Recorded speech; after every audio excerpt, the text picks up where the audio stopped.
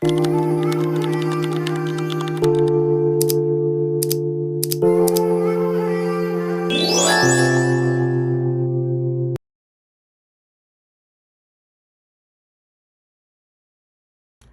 my gorgeous light beings, my healers, my star seeds, my light workers. Welcome back to my channel, The Pleiadian Priestess.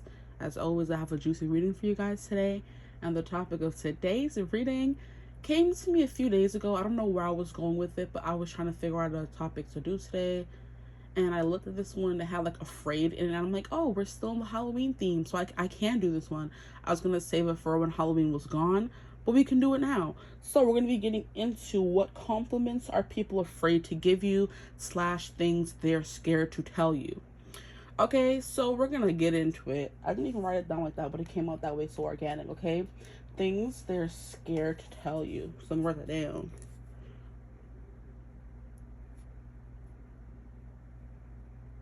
So today we have 3 options for you guys today. I thought instead of objects or cards, we could choose decks, okay? Since I have so many decks that I bought new for Halloween and then decks that I've had already, I might as well use multiple in one reading to get the most use out of them before it's no longer spooky season and it's coming to an end soon. So, but we haven't reached Halloween yet, so I'm still excited for that. Okay, so we have 3 Halloween themed decks for you guys. We have the Edgar Allan Poe Tarot, okay? In case you guys want to see a card from it, it looks like this. And we have the Hangman, of course. Now I'm doing all this and messing up the cards, but hey.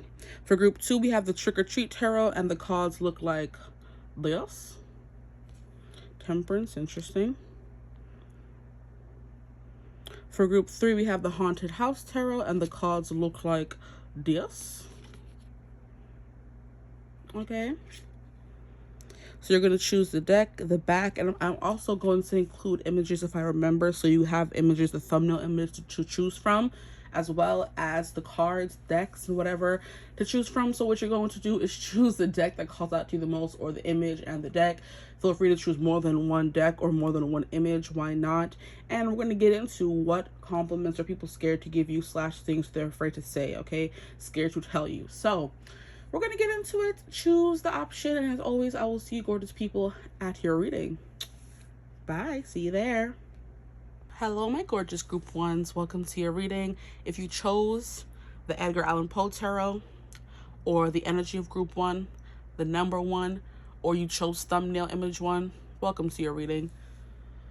Today we're going to be getting into what compliments are people afraid to give you / things they're afraid to say or scared to tell you, okay? So this topic came into mind when I was seeing another reader, which is like what compliments they give you behind your back. And I remember I've done a reading about what compliments people give you behind your back, but I kind of wanted to make it spooky, and then Spirit gave me the idea of what compliments what are things that people are scared to say to you, what they will never say to your face, that kind of thing. We're gonna get into it. Maybe a specific person you're watching this for, or you're just watching it for people in general. We're gonna see what comes through.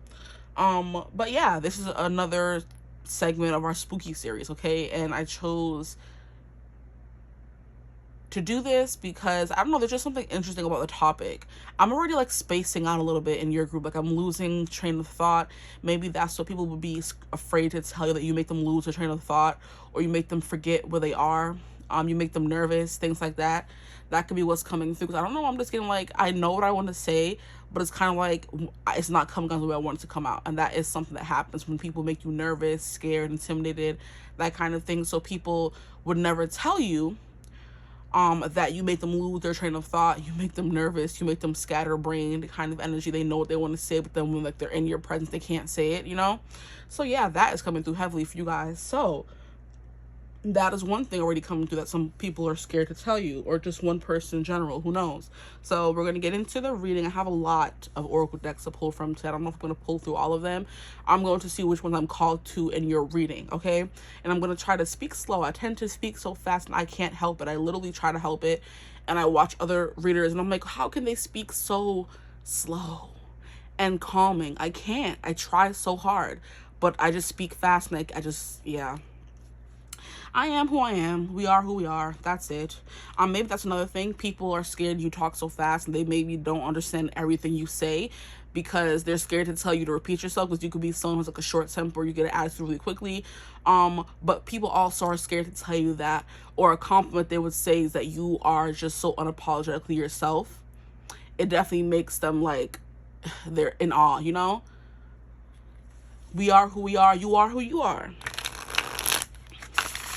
Nobody, society, people, nobody's opinions really matter to you. You're still going to be who you are, dress how you dress, talk how you talk, you know, do what you want to do, that kind of energy. And that's a compliment people are afraid to tell you. Because maybe you have like a scary, intimidating kind of air to you, where it's like hothead, they're going to cuss me out, mean, RBF kind of energy. So people like you, this person already knows that. That's what some people tend to think when people are really maybe pretty or really talented, that people are always telling them that. So they don't want to add to it and big up their head. But it's like most people are not getting that compliment often, you know? Oh, you're so talented, you're so this, you're so that. So when, you know, people think, oh, I don't want to make their head even bigger than it already is, because you already get off that air of like maybe superiority, and people are like, oh, I would never tell them that. Like, you know, I'm intimidated by the way they're just always so confident in themselves, how they're so talented, you know what I mean? I'm hearing how they get along with everyone, you know, they always have something to say to people. That's something people would never tell you. Interesting. I don't need the cards, y'all. But that's definitely something that's coming through for you guys, where it's like this person's like so confident, you know, so talented, so gorgeous, so friendly, so everything. Everyone gets along with them kind of energy. And I would never tell them that because I don't want to big up their head, because they probably hear it all the time. And one thing that I've learned like over the years is that people who are really pretty don't hear it often, because everybody assumes they know, you know? So that could be something here. People would never tell you that you're really pretty. Watch the Empress come out, y'all. I know it's going to come out in one group, because it used to come out a lot and then it stopped coming out. I guess the topics didn't really call for the Empress, but I think this kind of topic is, or would. Okay, so my group ones, please, Spirit. I forgot to freaking cleanse. Oh, God. Why? I'm just trying to do a reading before everybody comes home, because then they bring the noise, guys. You will not believe it. People are intimidated, I'm hearing, by maybe your perfectionist tendencies, or maybe you're noisy. A few things are coming through. What I just said, essentially. I'm trying to film this before everybody comes home, because they bring the noise. So you could bring the noise, you bring the heat, you bring the pressure. People are scared to disappoint you, so they want to make sure everything is done before you get home, so they don't have to face your wrath. But they'll never tell you they're scared of you or intimidated by you, what they are. That's something coming through. With that, I forgot to cleanse. I was like, there's something here about you maybe not needing it. I'll try to remember for group 2, but maybe you guys don't need a cleanse because you're always clean by yourself on your own, or maybe you're not, and that's something people would never tell you, that you're dirty. Oh no, not trying to hear me snore. I'm so sorry. That is funny. Not you telling somebody they're dirty, but they would never tell you. So it's either you're a clean freak, you have OCD, so trying to make sure everything's clean. You know what I'm getting? You're going over to somebody's house. They always want to make sure it's clean, because they don't want you to come and think that they're dirty, maybe. You know? Take whatever rest is. You would know if you're dirty, child. Do you wash up every day? Do you clean where you need to clean? You know what I mean? You would know. So maybe they think you're dirty, or they think you're clean. But I do think that they want to make sure everything is done before you get home. So it's like a parent who's telling you, your room better be clean by the time I get home, and the kid realizes their parents are supposed to be home in like 5 minutes, and they're running around making sure everything is clean because they don't want to hear their parents' mouth, you know? So you could be that partner, that parent, that friend that always complains when things are dirty. So your friends, your partners, or your kids are always trying to make sure the house is clean before you get home, you know? Or when you text them, the joke, the running joke in the Caribbean circles is that when your parents tell you to take out the chicken and thaw in the freezer, and they're 5 minutes away, and you didn't take out the chicken, and now you're just like shaking in your boots for them to get home and cuss you out because you didn't do what they said, you know? So maybe people are, afraid to tell you that you're intimidating, or they feel pressured or obligated to do what you say because you just give that commanding air, you know? That kind of energy. So you guys are like my Aries pile, where people are scared to disappoint you. People are scared to let you down. People are scared to not do what you say, to say no, you know? To see you angry, to make you upset, and to make you sad is also what I'm hearing. So maybe you're just a volatile person. Dang, your emotions have everybody out here scared. You're volatile. Very. So maybe you're not that in control of your emotions, and people are always scared of your over-the-top extra reactions, you know? Because the loud was coming through where my family, they come home and it's mad loud. And I can't concentrate and do a reading with all those sounds in the background.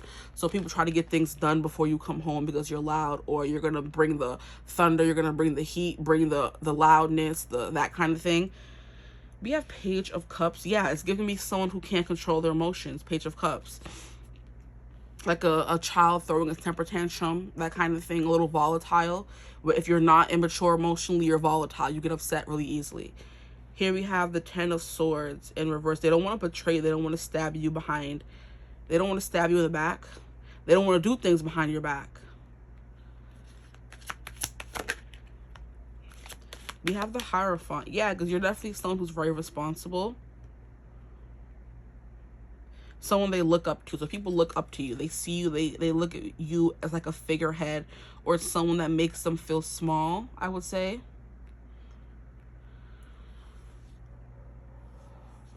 People don't want to disappoint you or scare you, which is something they would never tell you. But you're definitely someone who is, like I said, very much in your emotions. They love the fact that you feel your emotions. If you're upset, people gonna know you're upset.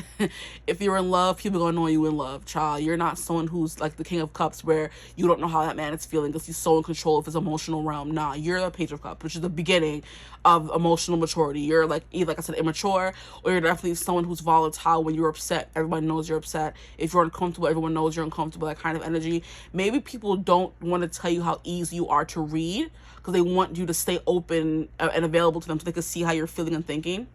That could be a thing as well. But your honesty is something that's coming through too, because the Hierophant is definitely someone that gives me honest, you know, hardworking. I don't know why, but that's what I'm getting. Someone who's very smart, someone who's very cultured, someone who has all the answers, essentially. And it's funny because this freaking deck right here, one of the decks that I took out at the bottom of it has answers at the bottom of the deck. And we have a very old looking sir. So he's been around the block a few times. He knows the answers to a lot of things. And for your group, we have that at the bottom. So that can be significant as well.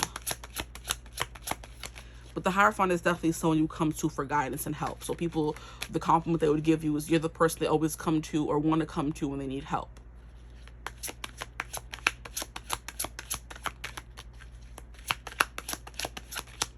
My group ones, please. What are people scared or afraid to tell them? What compliments are they scared to give them, please?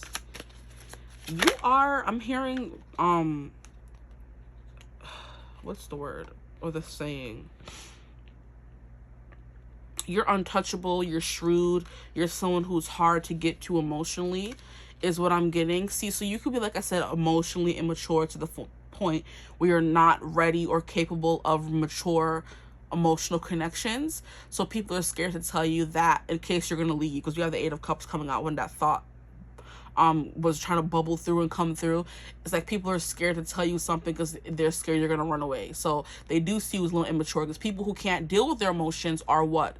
Hate to break it to you, immature. Someone who cannot control their reactions, how they feel, what they're gonna do, immature, you know? And it's not an insult, it's just an observation. So people are scared to tell you you're immature because you're gonna make a big deal out of it and go off or blow up on them, you know? So like I said, it's not like, oh, you're little and you're young. It's like you can't deal with your emotions. Volatile. Yeah. That's what's coming through. Page of Cups, toddler, baby, little kid kind of vibes, where you're still like a child going through life, not dealing with your issues, oblivious to certain things, you know? I'm hearing blissful ignorance kind of thing. But the Hierophant is also someone who's intelligent. They're wondering, like, how can you be both, you know? How can you be someone who has all the answers, but you're still just like, you can't handle your emotions, you can't deal with them. When you feel too much, you kind of go off the rails, or you close up, you clam up, is the vibe that I was also getting. Or you just walk away. When you're upset at someone, you don't deal with the problems, you just leave them behind and walk away. Wow, that's crazy. So it's giving runner. People are always chasing behind you because you're always leaving them things unresolved. It's giving a guy who ghosts someone, didn't give them any closure, and they just ran because they couldn't deal with the emotions, the relationship, or the relationship that person was bringing up, because they have unresolved issues. So that could be something that's coming through as well. People are scared to tell you that you have unresolved issues that you need to build a bridge and get over. Okay? Sorry, not sorry. I'm hearing a fish out of water, because we're seeing the fish hop out of the water in the back of the Page of Cups, and usually the fish is in the cup, but it's in the sea around them. So maybe you let your emotions get the best of you. because she seems pretty miffed off to me, and the fish is behind her instead of in the cup the way it's supposed to be. So your intuition's kind of like your emotions wash over you and watch over everyone else kind of energy. So it was giving me I wouldn't call her friend, an acquaintance of mine who would come and tell me she thinks she's a specific kind of empath who changes the mood around her. And it's kind of like if she's upset, everybody kind of gets upset. If she's sad, everybody kind of gets sad. So whenever she walks into a room, she has a tendency to change the vibes with her, you know? And that's the vibe you're giving me. Okay. But yeah, very buttoned up, composed, hard to reach emotionally. The Hierophant gives me very priest vibes where they're not allowed to get married or have adult interactions with people in the, adult 18 plus manner. They're just the person who has to sit there and listen to everybody else's problems, and they don't really do anything themselves. That could be something people tell you they love your, I'm hearing chastity. There's something about you not giving your body away to everyone, or your soul, your emotions, your feelings away to everyone. You keep them bottled up. But then when you let them go, it's like very, not the best as well. So it's giving that kind of vibe. Like I said, that's things that they're scared to tell you. So it's a compliment and an insult at the same time. Like, I love how you can just run away from connections and not get hurt. Like that sounds like a backhanded compliment to me, But yeah, that's the Hierophant. He's good for advice. It's like the perpetually single friend who has all the best relationship advice but has never been in a relationship themselves. How, Sway? How does that make sense? How have you never been in a relationship but you give the best relationship advice? You always want to be the one giving the relationship advice. But it's like, how would you know if you've never been in a relationship? That's something they're also scared to tell you, child. They're telling you to mind your business, but they also want your advice. So it's like, it's your friends are, whoever these people are rude as well, okay? Not too much on just y'all. They seem very emotionally unstable either, because it's like, oh, I love that about them, but it's also like, I'd never tell them that, how you because that's not even a compliment. Like, oh, I love how you're just so detached from the world and the emotions. Like, okay, what's fine? Like, I wish somebody would tell me that, child. See, I may be the volatile friend to talk about. Like, I wish somebody would try to be in my business like that. Maybe you're someone who doesn't want everyone in your business. You keep your life private and to yourself kind of energy. And that's a compliment. That's something people love, because they're like, I wish I would be able to like not need validation from everyone else. I could just deal with my emotions myself, deal with my issues myself. Or like whenever my friends need help, I'm the one always helping them, but never asking them for help. Maybe your friends glad that you never have to ask them for help, or you never need their help, but you're still always there helping them. So that kind of seems like an imbalanced relationship, does it not? Like, you're always the one helping them, but they never help you in return. They like that. So that could be something they never tell you because they like taking advantage of your kindness or your advice, guidance, But Eight of Cups is your ability to walk away from things that no longer serve you. Is also a vibe that's coming through. So if you're in a relationship with someone or a situation, whatever you be dabbling in your lives, they love how you can so easily just get up and walk away. So maybe the way you're not able to form deeper emotional connections, because we have the Page of Cups, which is like crushes. You have crushes, you become infatuated, cool, but there's never a deepening of that because you just leave and walk away. So commitment phobe is coming through for y'all heavy. Okay. At the bottom, I want to check. We have the Hermit. Yeah, you very much keep to yourself. That the mummy all wrapped up in like his hands on his chest is like, it's just me, myself, and I. I'm here. Ooh, it's just me, myself, and I. Solo ride until I die, 'cause I got me for life. Ooh, I don't need no hand to hold, even when the night is cold. I got that fire in my soul. I don't need anything to get me through the night, just the beat that's in my heart. Yeah, it's keeping me alive. That song's coming through. I don't need anything to get me satisfied, 'cause the music does me good and it gets me every time. So me, myself, and I do think that's the chorus to Me, Myself, and I. G-Eazy, not a fan of him. I don't really like him that well at all, honestly, but that's his song, I guess. I don't remember who sings the chorus to that song. Is it BB Rexa? Could be. BB Rexa, G-Eazy, Me, Myself, and I. But she's like, the music does me good. Maybe music heals you. Maybe you meditate with music, and that's what makes you, like, move on from certain things.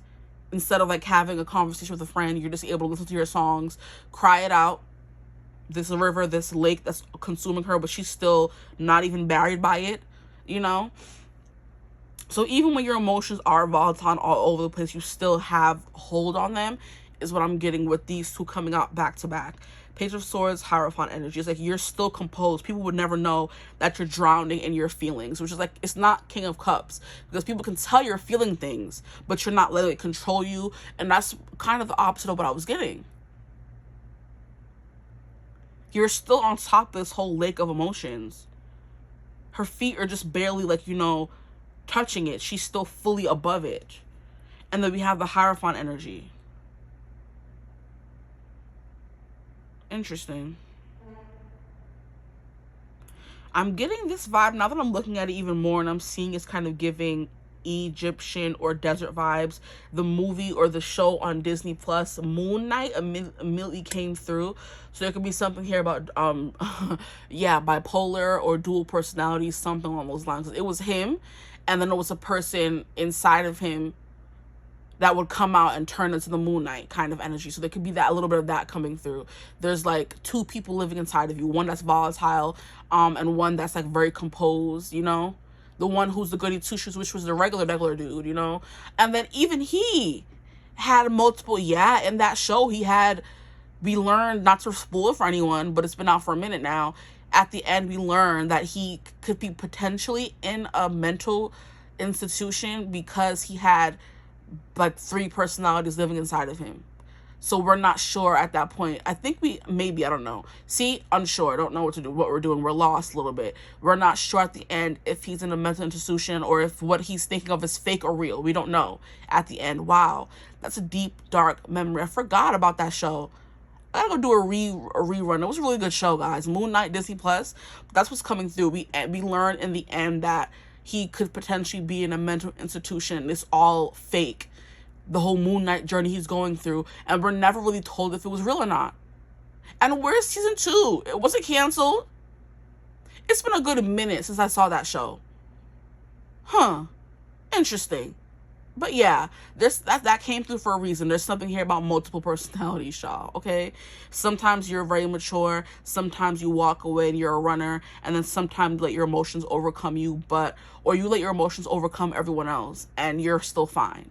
So if you're angry, there's a wave of anger or uncomfortable energy that goes throughout the room, and people are feeling the anger, but it's like, you're not, I don't know how to explain it.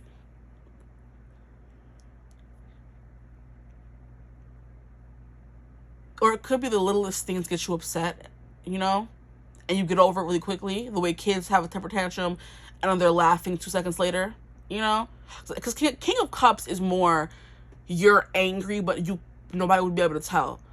This Page of Cups is giving volatility to it, immaturity to it, where it's like people see you get upset and then the next minute you're fine again, you know. Could be that's, excuse me, what's coming through. Can I get one more card, please? Spirit, one more card for my group ones. What compliments are people afraid to give them? Things they're afraid to tell them, you know, they're scared to tell them, afraid to say. The card flipped over, I think I did.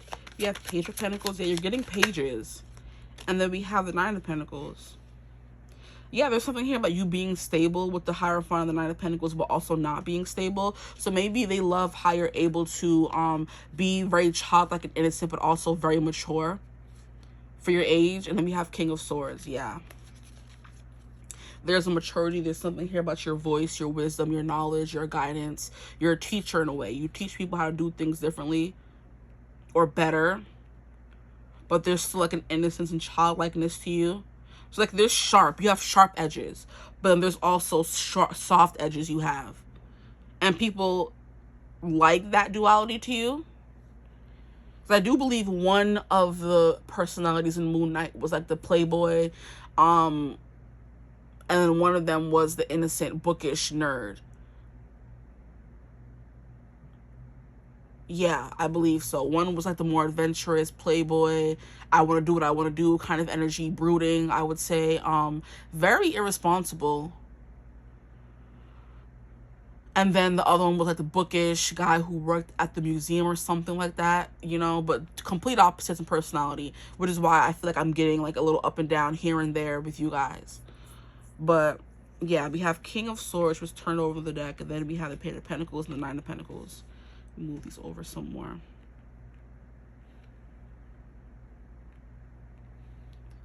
But with 2 pages coming through, there's definitely like a childlike allure to you, which is like you throw temper tantrums, you know how to have a good time. I'm hearing leave it all on the floor. Maybe you get over things really quickly. You don't hold grudges.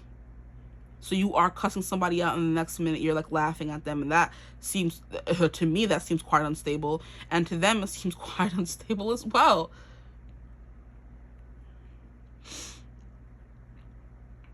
But it looks like they're gonna stick beside you, or it's just something that you don't talk about, the way they're like in the movie Encanto. It's like, we don't talk about Bruno.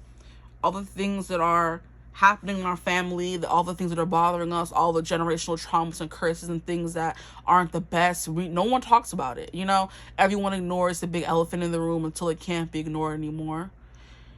Yeah, that could be something as well, breaking generational curses from when you were younger. The Hierophant Page of Cups kind of gives me that vibe as well.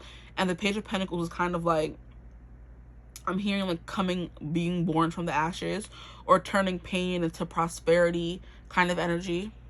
Turning pain into power.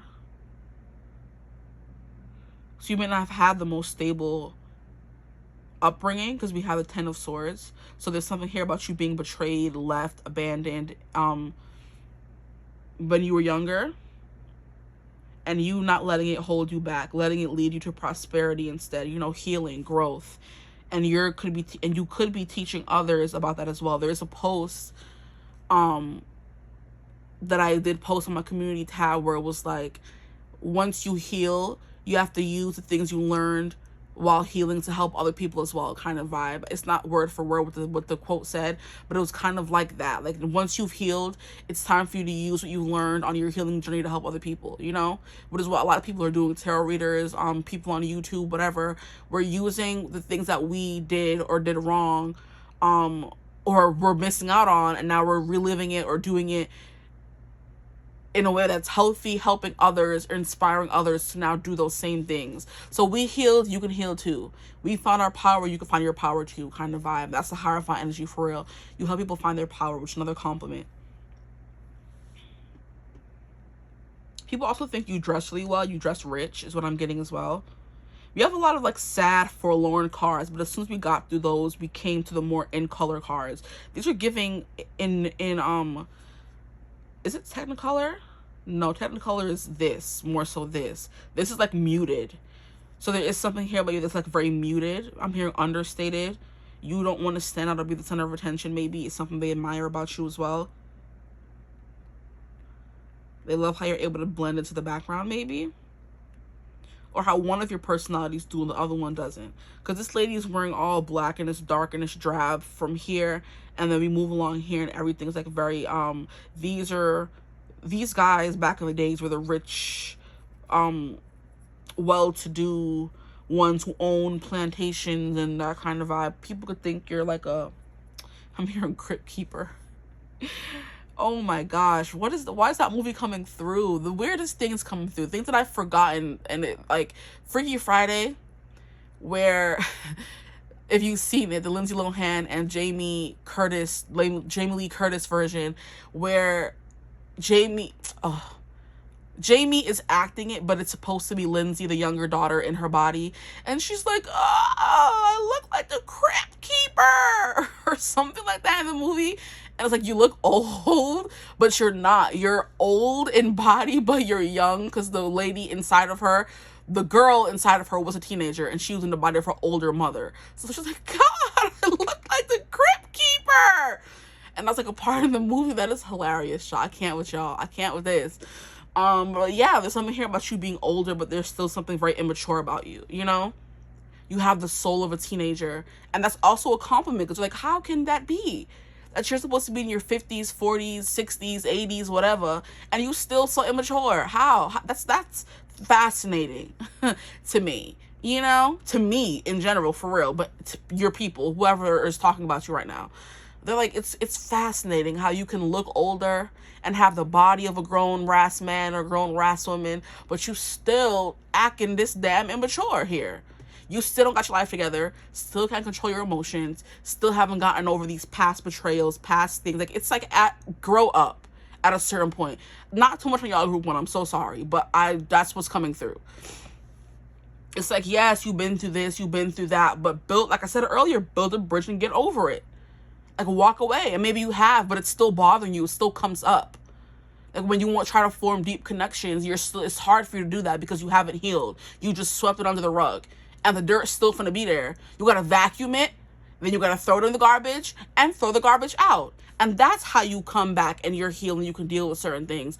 But you can keep sweeping it under the rug, putting it in the closet, delaying it, not dealing with it. It's going to stay there. You're gonna stay in that age, the age where you were first betrayed, your heart was first broken, something like that, where you have to grow up too fast. You're stuck in that age forever. And that's something that I heard, like, the age you first have kids is the age you're stuck at mentally, which is why they kind of tell people to maybe have kids older in age, so you're more mature, at least till your frontal lobe is fully formed, 25 and up, you know, because that's when you're no longer a child, technically, in not geology and geometry trying to come through, and biology in standing. Your body is fully formed and fully grown at the age of 25. So if you're having kids any younger than that, you're going to still be considered or in that child mentality, you know, which is something that even happened in my family with this aunt who had kids really, really, really young. And she stayed in that very petty, very immature energy. And she damn well in her late 50s, early 60s child. And she still acts like that teenager that had that baby. And I'm like, and she's had many kids since then, but trapped in that age. And the saying where men don't grow past the age of 13, no matter how much your body grows up, they're still 13 years old on the inside. They just crave more physical, carnal things. So their body is saying, I'm grown. Their mind is still a little, you know? That's what's coming through for y'all. I hope I'm not offending anybody, but like I said, I can't be lying on these readings, child. This is what people are scared to tell you, that you need to grow the hell up. Yeah, do that. Whether you haven't dealt with your problems, they know there's still things that are bothering you from your past you just are choosing to ignore. Betrayals, you know, having to grow up too fast, kind of thing. You have seemingly walked away from it, but it's still, like, affecting your psyche. It's making you turn cold. You can't form physical, that's a lie, you can. You can't form emotional connections, and maybe even mental connections. Maybe you can form mental connections. We have the King of Swords here, which rules the mental realm. But emotional connections, you're still stuck in a Page of Cups. You haven't grown, you know? No matter how much money you get, no matter how successful you are, you're still stuck in this childlike mentality is what is coming through for y'all. So tell me how you really feel. Gosh. Y'all people ain't holding nothing back. Okay. So what I'm going to do, but there is a maturity to you, but it's like clinical, where, like I said, a priest gives advice, but he doesn't really form those emotional bonds, like intimate bonds, I should say, because there are emotional bonds with people knowing your deepest, darkest secrets. You go into the priest and whatever they call it, confession, and you telling him all the things you've done. He know your face. Those little holes, don't try to fool nobody. You can still see somebody through them little holes, child, in that confession. In every movie, every show that I've seen, I could still be able to make out that person in the church the next day if I saw them. So it's supposed to be nobody can see what's going on, but I can see them holes. I damn sure can. And I know all your deepest, darkest secrets. But if you don't know mine, and I'm not able to build a more fulfilling physical, emotional, intimate, you know, connection with anybody, because I'm just like the listener of problems. The listener of problems. I don't get involved emotionally. I don't stick around kind of energy. So yeah, let me get into the oracle cards before y'all come cuss me out in the comments, child. Let me get through the reading. You got compliments as well as insults here, which is great. Happy spooky season, guys. What compliments and or insults, child, are coming through for my group ones, please? We have Sage. Harmony, acceptance, patience. Yes, definitely is coming through for y'all. That's the Hierophant energy. So like I said, there's certain things you're very immature in. There's certain things you're very mature and all-knowing in, you know? With the King of Swords and the Hierophant coming out. It's the teacher, the mentor, the guider. You know what I mean? The person who's telling people how to do everything to make their life better. But it seems like they're stuck. They're not able to move on from certain things in their own life. So essentially, they're healing, or you're healing everyone else, but you're not healing yourself. That's a kicker. But they love, or they would never tell you that they love your your patience and your harmony. You seem to have it all together, but they kind of know you don't, which is something they don't want to tell you because they want you to think that they think you have it all together, you know? Here we have flight, opportunity, prosperity, new venture. That is the Nine of Pentacles, how you're able to get whatever you want. You seem very abundant. And look at how we have her being surrounded by water once again, but her body not being submerged. She's very much above the water. So they could also want to compliment you, saying maybe you used to be this immature person. They see you growing towards something more not immature. They see you putting in the work. They see you becoming someone who's more committed to people. Maybe you're trying your hardest to set down roots, and it's hard for you to do so and be scared of not getting left or hurt or broken or stabbed or betrayed. Not stabbed, I mean stabbed in the back, I'm sorry. Betrayed, that kind of thing. But they love to see you kind of moving towards the energy of growing up, becoming more mature, you know, dealing with your demons, essentially. And I'm hearing that song from Imagine Dragons, Demons. I wanna find the truth, I wanna shelter you, but with the beast inside, there's no way we can hide.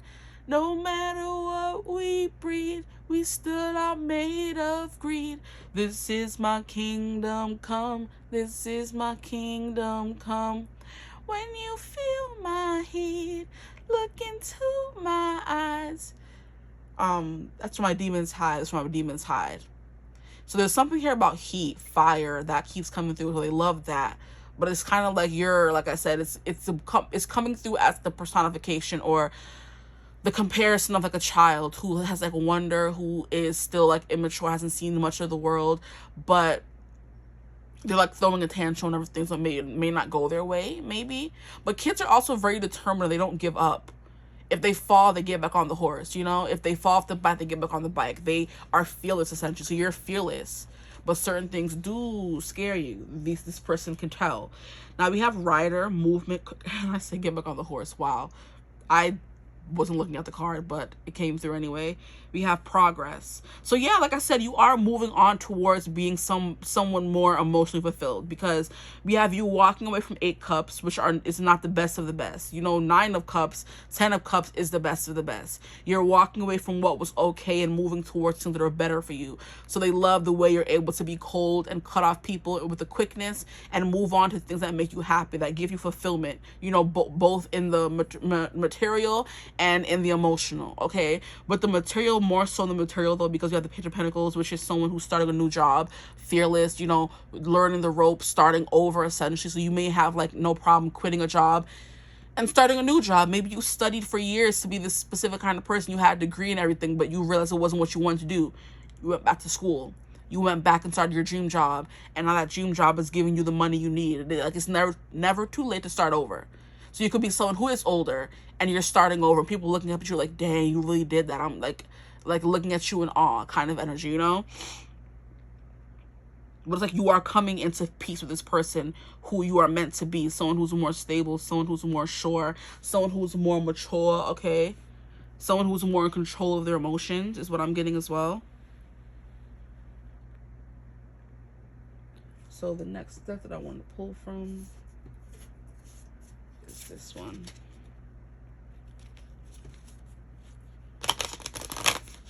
Quick decisions, movement, progress. That's also something.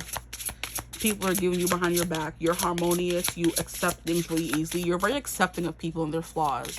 I do believe it's because you know you have your own flaws and nobody's perfect. Nobody's perfect. I gotta work it again and again till I get it right. Hannah Montana. Nobody's perfect. So you're very accepting of everybody else's flaws. Maybe that's something, you're very accepting of everyone else's flaws, but you're not accepting of your own flaws. So maybe you're very self-critical as well. But you do provide that harmony, acceptance, I'm hearing balance as well, to people in your life. But there is something in your life that's keeping you stuck. Because I'm getting called to the fact when I was helping you guys choose your deck in the beginning, the card that I pulled from the top of the deck was the Hangman. And that's like being stuck in like in a, it's like you're stuck in a simulation that's teaching you something new kind of energy. So you are putting yourself out there essentially. And with 9 of Pentacles, this prosperity and new venture, you always move on to new things. You're very good. You pick up things really easy. You have like a lot of hobbies is what I'm getting as well. You could be someone who's very quick-witted, quick-tempered is also what I'm hearing. You're just quick with the way you're talking, which is what I was mentioning at the beginning of the reading, where I'm like, I be trying to speak slow and I just can't sometimes, so you talk really fast as well. I think I mentioned that already, but it's coming through again. You're like very mercurial, moody. You go from one thing to the next really quickly. That is volatile, which was coming through, but now it's coming through. It's like mercurial, where Mercury is the fastest moving planet. Mercury retrograde is the most frequent retrograde we have in any of the planets. It comes and leaves as quickly as it came, you know? Oh, I just heard something, 18 plus. There could be something about you guys coming quickly if you're a man.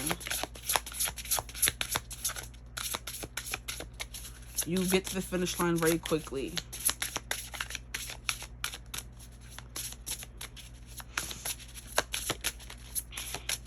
But you're always able to find a good opportunity for yourself. Like if something's not making you happy, you are definitely leaving and finding something that is more fulfilling for you. And that could be seen as like fickle, but I do think people are seeing it as like in a good way and a bad way, which has been most of your reading, y'all. I don't know. My group ones, please. What compliments are people afraid to tell them or give them? And what are they scared to tell them? Afraid to say. Jeez Louise. So these cards are so freaking cute. Here we have enchantment. Use your words consciously. Yeah, there is something here about the way you speak. How maybe you could easily bring people under your spell, and that's something they don't want to tell you. Like I said, they lose their train of thought. Like maybe whenever you're speaking, they get lost in the way you speak because you are very passionate about how you say certain things. Like if you're giving a speech or a presentation or just chatting somebody up, giving them lines, trying to charm them, there's something about this person, like, you know, their mind going blank and not really knowing what to say because they're like under your spell essentially, you know? So maybe you're really hurtful with your words as well, which is something that was coming through. You come home from work and your kid's like, Mom, relax. Like they're trying to come through in the reading and tell you, stop being so mean when you come home from work. Like nobody wants a mean mother. You're giving them scars. You're scarring them. Yeah, life is hard, but nobody told you to have them kids, child. You decided to have them kids. Now they have to put up with your attitude every day. Sure. Coming from a child myself, I have to deal with the same thing. Like, we didn't ask to be here. You decided to have kids. Yeah. Show them some grace and stop being mean to them children. Okay. And that's just in general, child. If you don't want people in your life, be a hermit. That hangman energy. Stay by yourself till you figure your ish out. Don't drag everybody else into it. How about that? Okay. But yeah. We have House of Love. You shall be loved. So you are very loving. I have to just cuss you out. I'm sorry. But yeah, there's something here about like when you're ready, you are really mean, you know?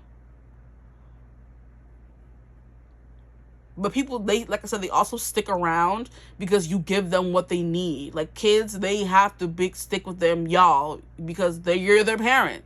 There's nowhere else they can go. So it's like, yeah, sometimes they feel love and other times they really don't.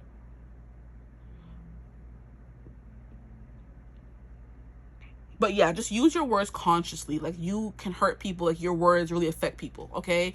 So just stop being mean to people if you don't have to be. If you have an attitude, then don't talk to everyone for the whole day. Keep to yourself. There's no reason for anybody else, especially kids and innocent people, have to put up with your attitude. If someone got you upset, go off, queen or king.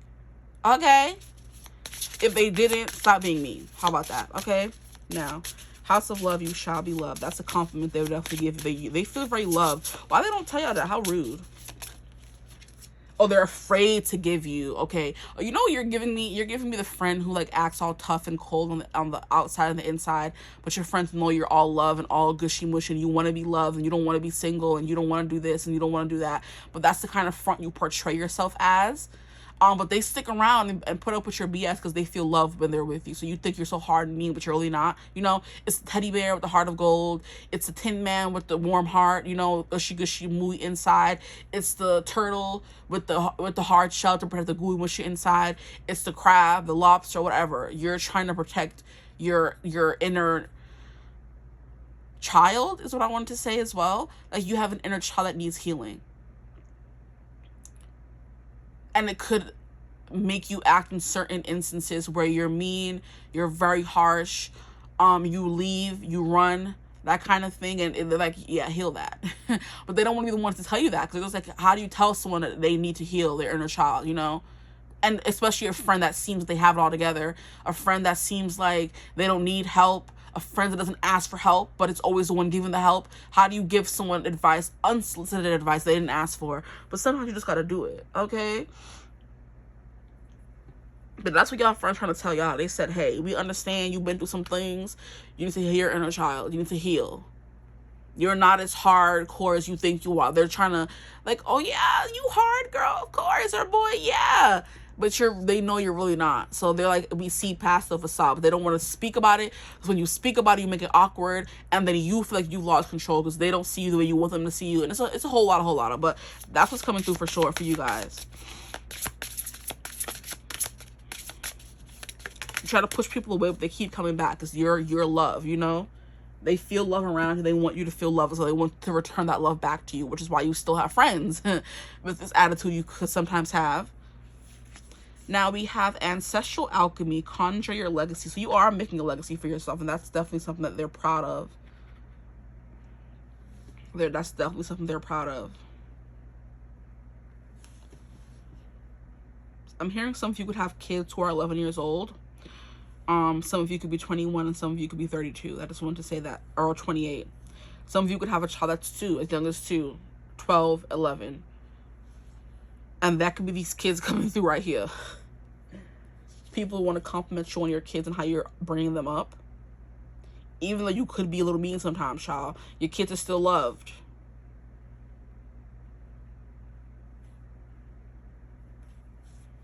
I hope you can see all the cards.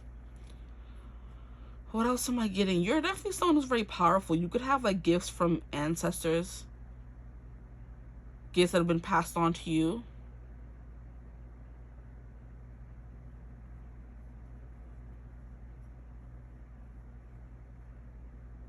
That could be something they're scared to talk about because maybe you're not big into spirituality. You don't believe in that kind of stuff. It's something I just heard. So you don't believe in all that hoopla. You don't believe in all that woo-woo, which doesn't make sense because you're on a tarot reading and this is peak. Well, maybe not peak. I haven't seen it at my peak, but peak woo-woo. This group is very much giving, I know something that you don't. Now here we have love at the bottom of the deck, so love is coming through again.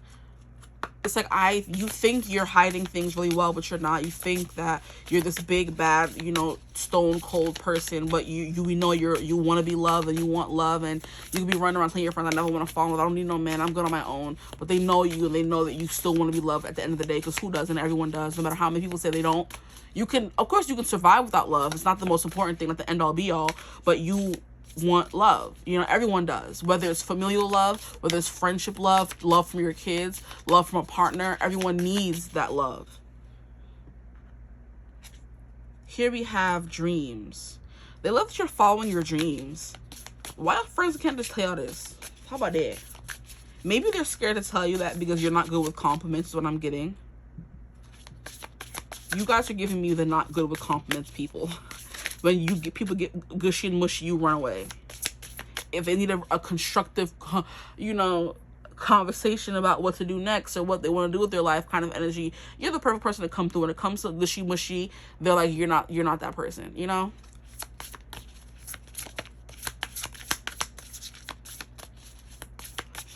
Or you can only have it in like doses. Some people want to have a gushy mushy conversation every day, and it's just like, I can't do that.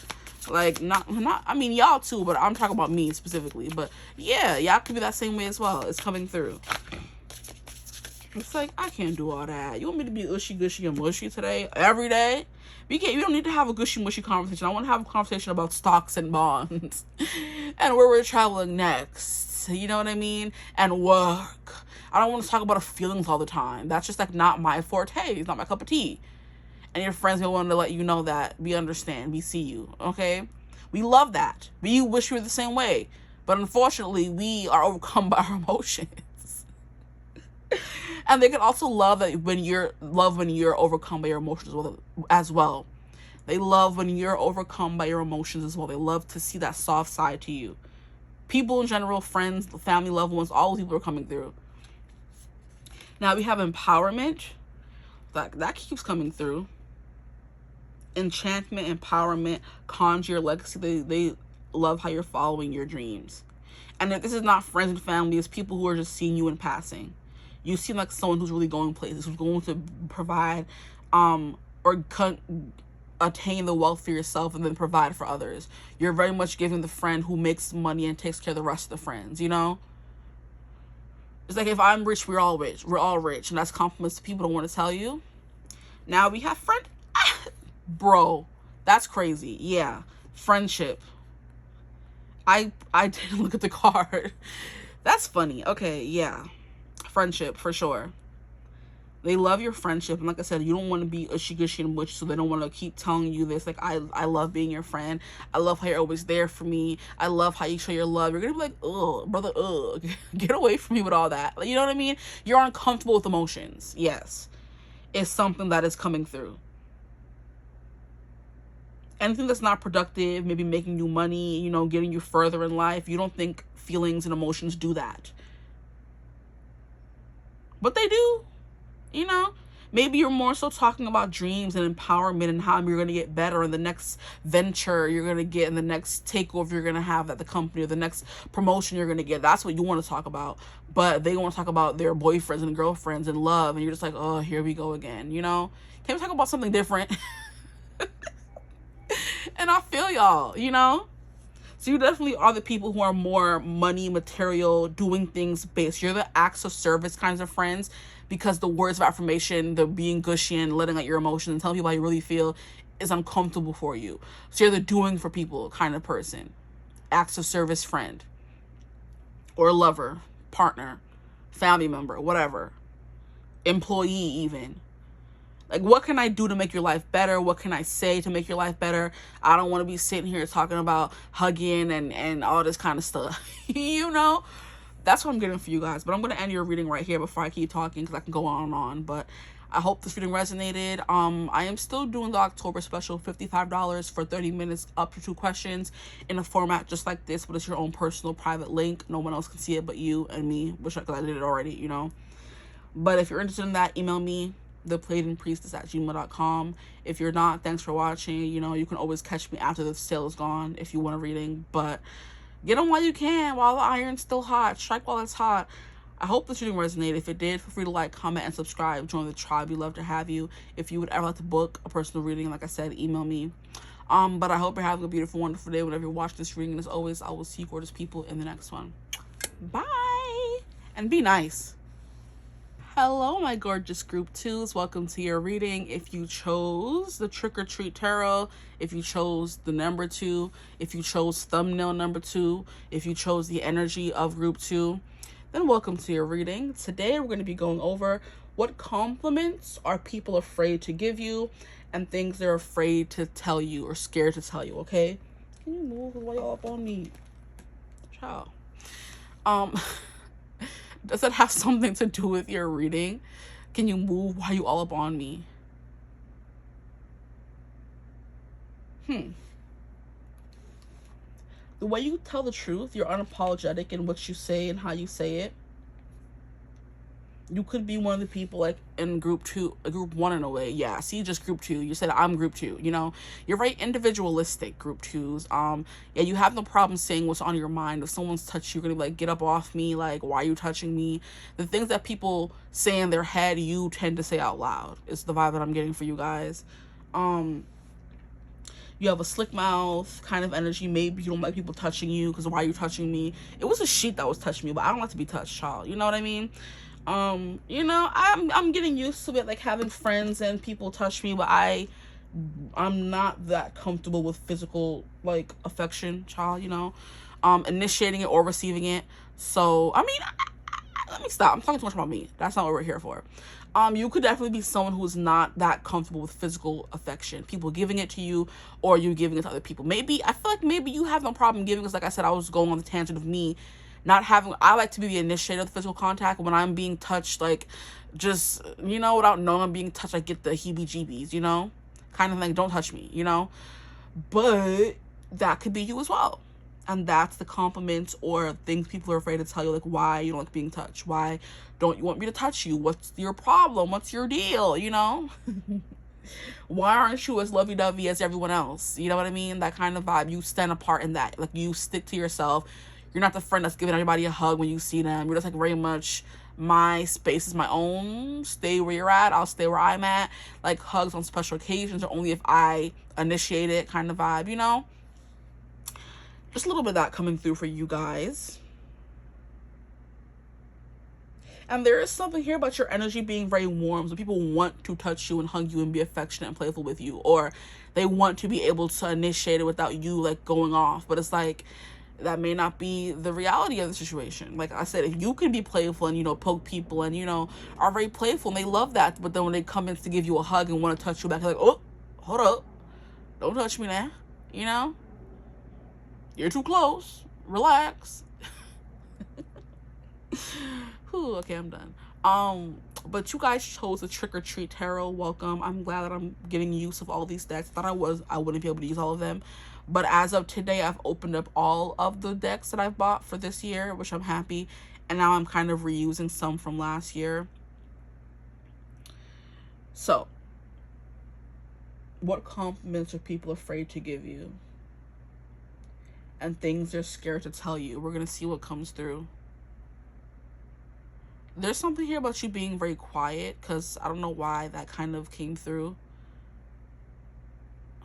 You're very comfortable in the silence, and most people aren't. So you're comfortable in the silence on your own, thinking, you know, thoughts. I'm sorry if you can hear the fan. Like, I'm hearing it extra loud now because I'm quiet, you know? So things are, like, extra loud. You can hear a pin drop whenever people are with you because you're just, you know, reserved. Like, what's the name for people who keep to themselves? Like, you're very reserved. People never know what you're thinking. That could be a compliment and or something they're scared to voice to you. Like, because what are they going to do? What are you going to say? You know, like I said, because you say whatever you want to say. And things that everybody else, I'm hearing, say what you want to say and let the words fall out. Honestly, I want to see you be brave, you know?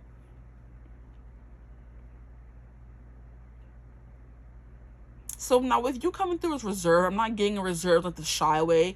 It's just reserved as you keep your energy very much. If I don't like you, leave me alone. Like, you're very selective with the energy you give people and the friends that you have and the situations you put yourself in. Like, when people ask you, you want to come out? Like, who else going to be there? And if too many people, too many people, they're like, I'm not going. I don't like crowds. I like more intimate situations and circumstances, you know? I do feel like maybe that allows you to be more comfortable and open and affectionate with people. You don't want to be, maybe you don't like PDA. And it's as simple as that. Like, even with just a friend, like, I don't need nobody to be seeing me hugging you. Like, I'm supposed to be a boss out here, a thug. You know? Y'all are funny, I'm sorry. Like, I'm a thug out here. I can't be seen in these streets hugging and kissing and touching. No! I need to be seen as scary and untouchable. That's the persona I want to give the world, to show the world. I want them to see me that way, and I can't if you're kissing up on me and hugging up on me, making me all gushy. You know? I'm hearing thugs don't cry. So maybe you're someone who, like, doesn't cry very often. You're very strong. I'm hearing very prim, very proper, very reserved to yourself. You're very quiet as well when you're ready.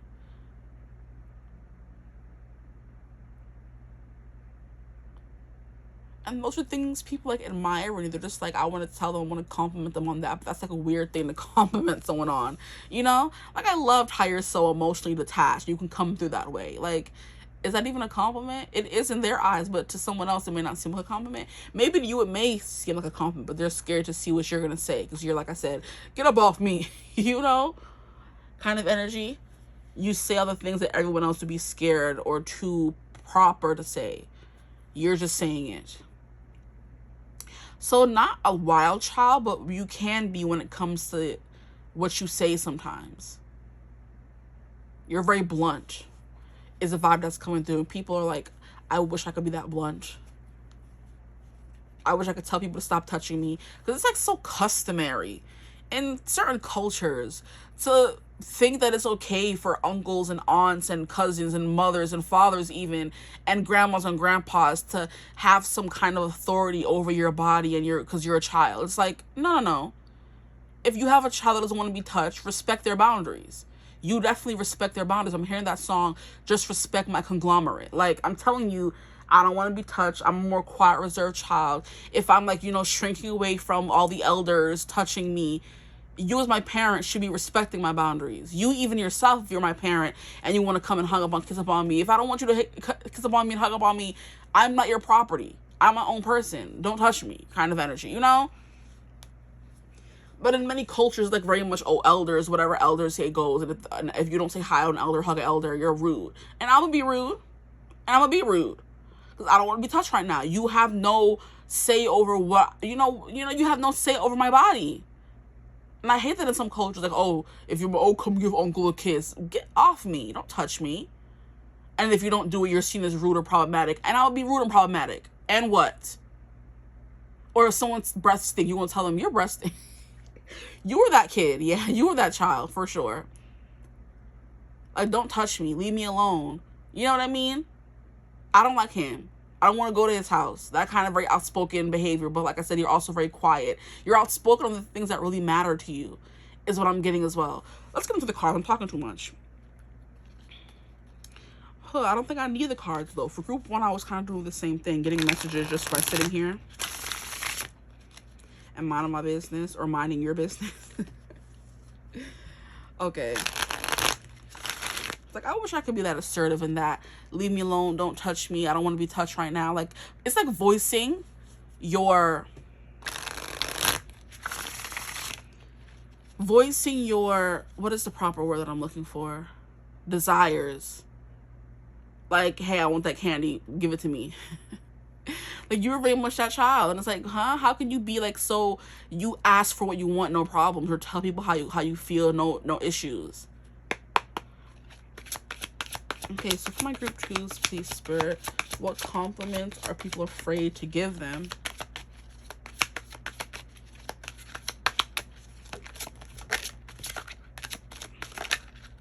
Like, tell me this deck is just not so Halloween. It's so cute. Maybe you're so cute. We have the 8 of Cups coming out again. I'm trying to figure out which card fell out first. Maybe it was these two, I don't remember. We have 3 of Swords in reverse. The Lovers in reverse. The Queen of Cups.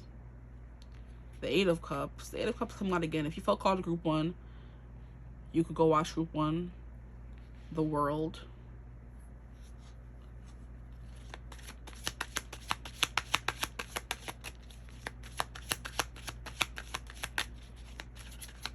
Your deck is the most Halloween-y out of the 3 decks that I'm using today, even though they all have like a theme of like spooky, chilly, eerie vibes. Yours is the most like Halloween-y. So maybe you keep up appearances.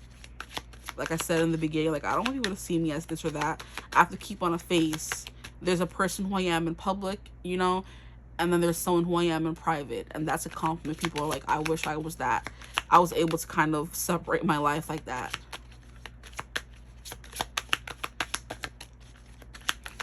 Gonna get one more card, please, for my group 2s. What compliments are people afraid to give them? Things they're afraid to say. I'm hearing you're not afraid to walk away, and that's like I said, that little similar vein running from group 1 to group 2. When things are not satisfying you or making you happy, you're definitely the person who gets up and walks away, and you don't stay in circumstances or situations that are not, you know, fulfilling to you or that don't make you happy. I do feel like you have high standards and you want the best of the best, and you want to feel a certain kind of way. You have certain standards.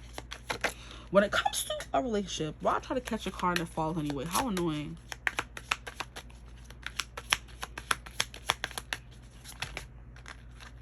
Too many cards.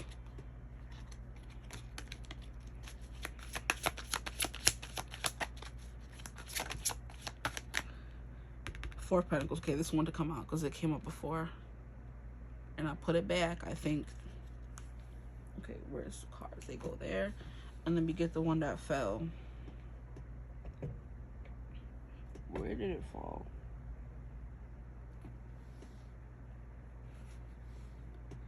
Gonna have to move y'all for 2 seconds. I'm trying not to get in the camera at all. And then we have 2 of Cups. How cute. Nope, that was too close. Move it up a little bit. Much better. Okay, So Two of Cups, let's move these down. Not the Three of Swords and the Two of Cups. So you're a heartbreaker. You break hearts. And then we have the Lovers. Wow. Hey, hold up now.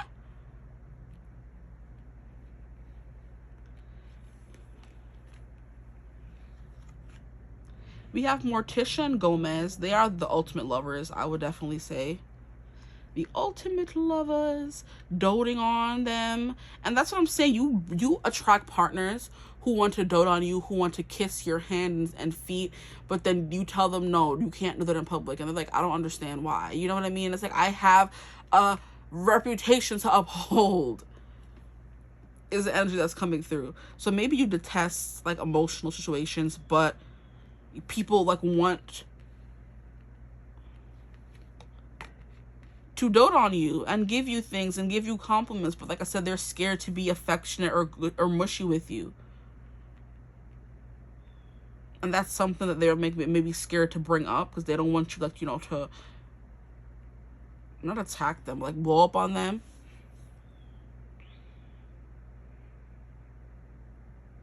Okay, so we have Three of Swords came out in reverse. The Three of Swords is a card of pain. It's a card of inner turmoil. It's a card of heartbreak, you know, traditionally in the tarot. It's a card of like being uncomfortable in your emotions, essentially. So there could be something here about that. But of course, it came out in reverse. There's something here about you being comfortable in your emotions, or you being comfortable with uncomfortable emotions, you know? So if someone is bringing up if someone is bringing up deeply emotional or uncomfortable topics, there's a part of you that's always able to like deal with that. Where other people would be like squirming or uncomfortable, you're just sitting there like, yeah, this is fine. Like I'm cool. You're always able to keep your cool. You know, it's something that's also coming through as well.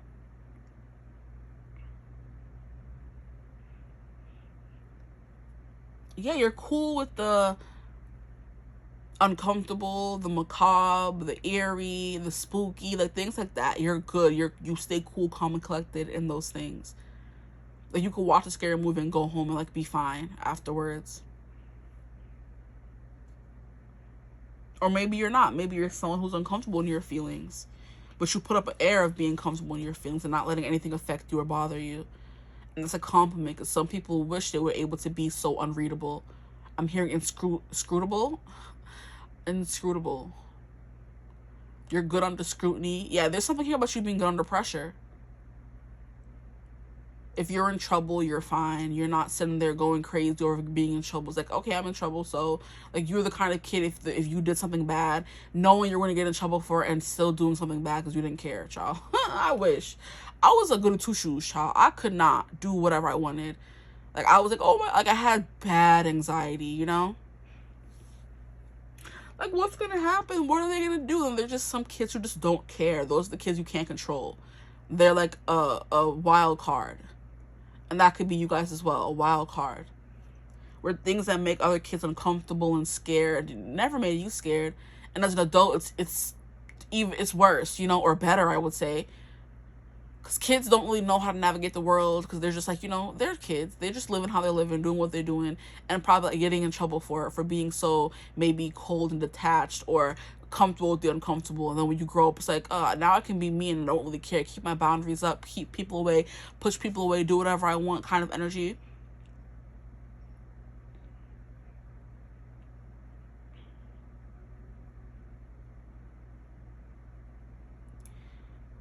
We have the Queen of Cups.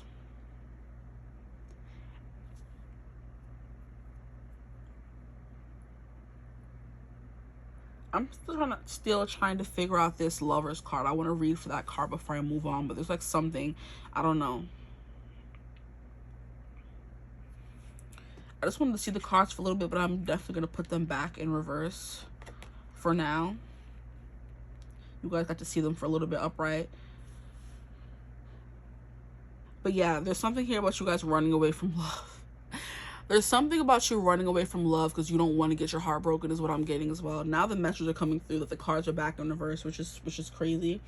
There's something here about you not wanting to get hurt, so you push everyone away, you know? You don't want this person to get too affectionate. You keep people at arm's length is a compliment, and not so much a compliment, but it's something people like afraid to say. Like, why are you so like, ugh? Like, why can't you let people in? What's the problem? Why are you always keeping someone at arm's length, at a distance, you know? This could be friends wanting to ask the question, like, why are you, like, you have all these men who want to be with you and will, like, you know, stumble over themselves to, like, get a chance with you. And you're just like, no, I'm good. Or there's something, like I said, your standards are too high. Like, you could have any guy, like, kind of thing, but you want a specific kind of person. You're just very picky. And you're like, I'm hearing, like, why would I waste my time dating someone I know I will not want in the long run? That's like a heartbreak waiting to happen. On their part, maybe even on my part. Maybe I do like them. Maybe I do fall in love with them. But I know that's not what I'm looking for in the long term. So at the end of the day, we're both going to get hurt. Why would I do that? You know? You have a Gomez who's going to sit there and, you know, a Gomez Adams who's going to kiss your feet, your toes, in between the cracks. Oh my gosh. Dote on you, love you. And it's just like Morticia was always like just very much, you know, she accepted it. But you always knew who loved the one person more, you know? Who loved the other more. She showed her love in different ways, Morticia.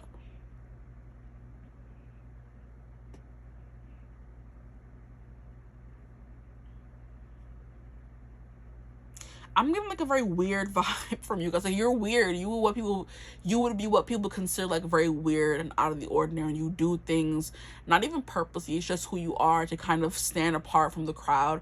And that's a compliment they're wanting to give you, or people are wanting to give you, because it's like you are just so unfiltered and unabashed in your weirdness that they just can't help but respect you for it. But no one would tell you that, or they're not telling it to you, but they're thinking it and feeling it. You dress out of the ordinary. You act out of the ordinary. Just something like that where you just immediately stand out.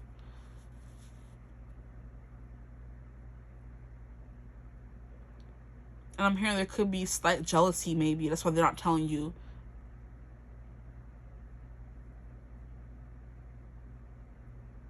Interesting. Or maybe they think you don't need to hear it. Or you wouldn't even care if they told you, because you really don't care what people think. That could be it. Like, even if I gave them this compliment, they wouldn't even care, because why would they? They don't care about anything else, you know? But it's untrue. Or I hope it's untrue. It is untrue. Because the Queen of Cups is a very caring individual, a caring soul.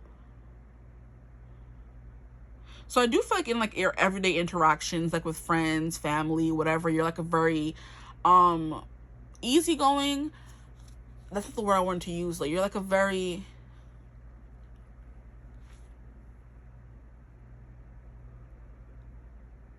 docile is kind of what I wanted to say. You're like a very docile, hospitable, like, yeah, and graceful kind of person when it comes to dealing with everybody else. But that I do feel like when it comes to like romantic situations, you're way more ruthless is the vibe that I'm getting. Like, you're cussing people out, you're saying you're not good enough for me, you're reading them to filth, you're making them like jump over hoops and saying don't touch me. Oh gosh. So you give trouble in romantic situations, but like in every other situation, you're the sweetest person around. If a dog is on the side of the road, helpless, you're gonna stop and help them and bundle up and like, oh my gosh, you're so cute. If you see a cute baby, oh my gosh, you're so smart. But then when it comes to like men or women or whoever you're attracted to romantically, you're giving me the group that I did in the reading where it's like, how would people describe your Riz? You're the mean ones. Like, people are wanting to talk to, but you already know what you want. Your standards are so high that you're like, no, one look at them, nah, I'm good. You're cool, but no, not what I'm looking for. Bye. Like, I'm not even gonna waste my time. And you're like, you be mean to them. They don't stop harassing you or wanting to be with you. You're just like, what more can I do to tell you to leave me alone? Like, I'm not interested, you know?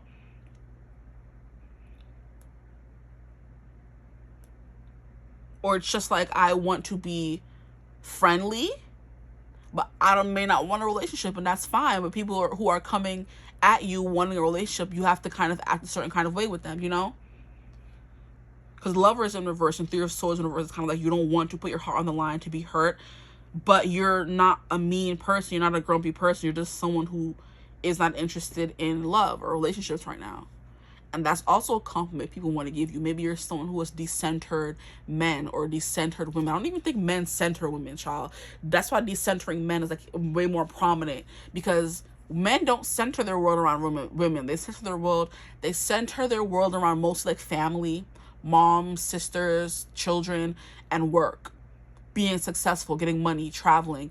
And women we're told to grow up to be like, hey, you're supposed to get you a man and settle down and get married, you hear? And it's like, no, sorry. Maybe you put on funny voices. And that's a compliment people want to give you. Maybe you're good at accents. Or like I said, you're just very weird, quirky is the word I want to say. And people just want to compliment you on how it's like endearing your personality is. They've never met anyone like you before. Now I'm hearing that song by The Script. I've never seen anything quite like you. Ooh. I've never seen anything quite like you tonight. It's like I've seen you in jeans with no makeup on, and I've stood there in awe as your date for the prom. I'm blessed as a man to have seen you in white, but I've never seen anything quite like you tonight. So it's like, even after all those big milestone moments, the first time you're around a partner with no makeup, the first time they see you in dressed up in a dress for prom, when they're seeing you walking down the aisle towards them, you continuously surprise them and leave them like flabbergasted, speechless in awe. And I'm hearing speechless, baby, don't you know that you're my weakness? After all this time, I'm just as nervous. Watching you is all that I can do. I'm speechless, staring at you standing there in that dress. What you're doing to me ain't a secret. Loving you is all that I can do. I'm speechless. So that's Speechless by Dan and Shay, a country song. I don't think it's overly country, but they're country artists, so yeah. But it's something about you always constantly leaving people in awe. It's the vibe that keeps coming through. Like, they think they've seen you do everything, be everything, and then you just turn around and do something else. And it's just like, what? I thought I've scratched the bottom of the barrel. There's more? I thought I've reached and seen everything I was meant to see. There's more? Is the vibe. So they're constantly surprised and like blown out of the water with your talent, the things you can do, kind of energy. That's what's coming through for you guys. I'm going to the example like a tarot reader, where you think they couldn't get any more accurate about their reading of you, and then you watch another reading, like, it gets better? You're reading me to feel even more? Like, seriously, I thought you couldn't get any better than that. That's what I'm getting. And that's like you in a friendship, a relationship, anything. You're always getting better. Whether it's as a performer, as a partner, as a something. So I don't think you have a problem with intimacy, but it's just, it has to be a specific kind of person, you know, for you to give your all to. You're not sitting out there jumping from person to person, bed to bed kind of energy. It's like, no, very strict in how you kind of assert yourself. And like I said, nobody on the streets could see me being a simp. I say that for the bedroom. I say that for the house. I say that for the dinner table. I say that for the dates in the house. Nobody gonna be out here seeing me being a simp. No, that's not my persona. But you most definitely are a simp because you have the Queen of Cups. Someone who's like so loving. There's not more than you can want emotionally when it comes to the Queen of Cups. There's no better it can get for the Queen of Cups and how she's able to fully give you everything you need emotionally. There's no better than the Queen of Cups when it comes to love and relationships and stuff like that. And you're her. You're coming out as her. You fill up everyone's cup. You're everyone's cup of tea. But you, on the other hand, is like, no, I can't give this good away to everyone. It's kind of like, you know how good you are and how blessed people would be to have you, which is why you keep those boundaries so firm, because anyone could tell you're pretty. Anyone could touch upon you and kiss you and Z you down or pee you down. Anybody could do that. Anybody could take you to bed. Anybody could pull out all the stops. But there's only certain people who will see you for you. There's only certain people who will give you exactly what you need, who will stick around through all the weirdness I'm hearing. And I will hold you through the panic attacks. That's coming through again. That song hasn't come through since my last channel, child.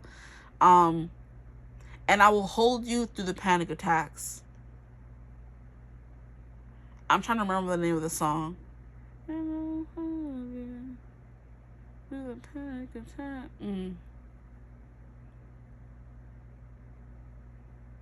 But I'm pretty sure if you type it, if you want to hear the song for real, if you type in "and I will hold you through the panic attacks" lyrics, I'm pretty sure the song will come up. I just can't remember what it is right now, and I could look for it, but that's too much work. It's gonna take forever. I could look it up on the TV, but we're gonna be here for like a good 10 minutes of me typing all that in, you know. But yeah, and I will hold you through the panic attacks. You can make people stutter, you make them nervous, and like I hope she likes me, I hope he likes me, I hope they like me, I hope I'm the one they let in. Oh no. And I hope I'm the one that you let in. That's another song. You're getting a lot of songs.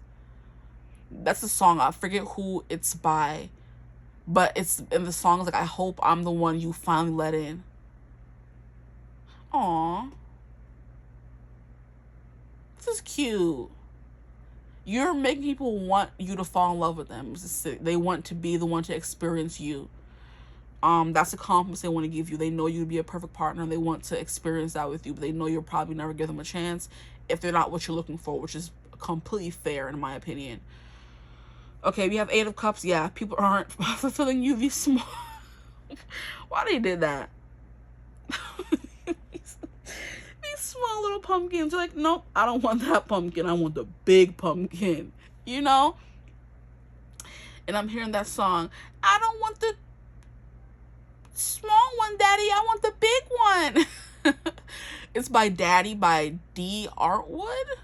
D whatever.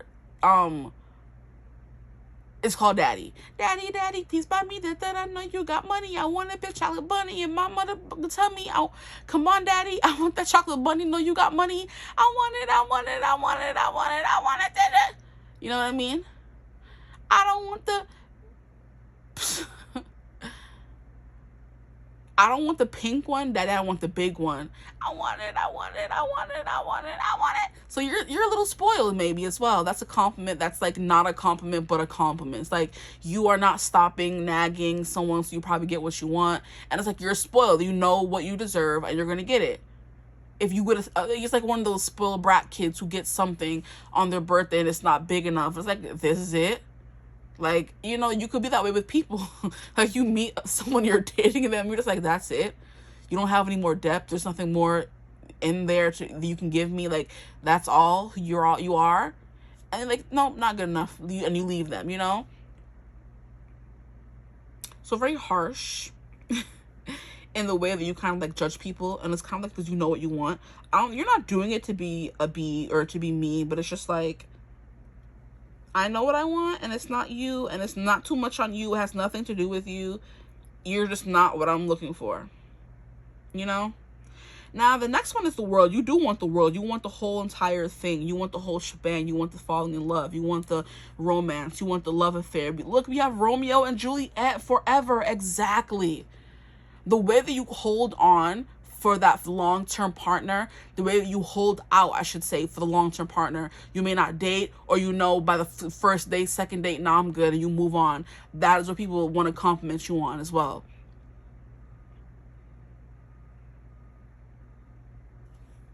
You don't stop looking for what you want. Very interesting vibes, guys. The 4 of Pentacles, I'm hearing how you're able to let people go is what I'm getting as well. Because the 4 of Pentacles upright is very much an energy of holding on tightly to things. You know, maybe you let things go really easy. You don't let things bother you for long.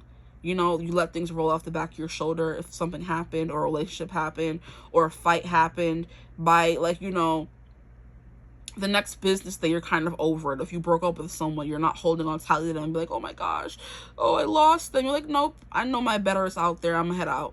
You know, and you're doing it so nonchalant, guys, because you can't see me, but I'm sitting here picking my nails. Like, yeah, as I'm saying what I'm saying right now, it's just coming out of me. Like, I'm not even looking at the cards anymore.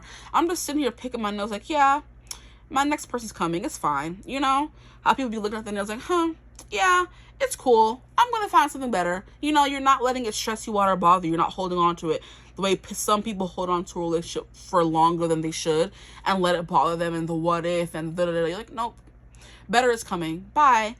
And then as soon as better, you know, you hold out for what's, you know, coming for you and what's best for you. You have this 2 of Cups, so you meet your Romeo and Juliet. Now, one thing about Romeo and Juliet, they didn't have their happy ever after, but it was love at first sight. So you could be someone who was looking or waiting for that love at first sight moment. And this has like been all about love and emotions and feelings. So there's something, I mean, a little bit came through in the beginning, but it's turning into like a lovey-dovey kind of reading. Well, even though you're not lovey-dovey.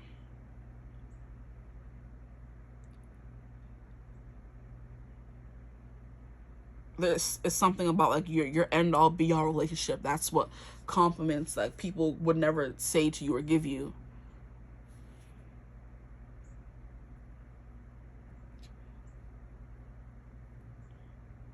I'm hearing eye contact, so there's something here about your eyes. Your eyes are very pretty. That's a compliment people may never tell you.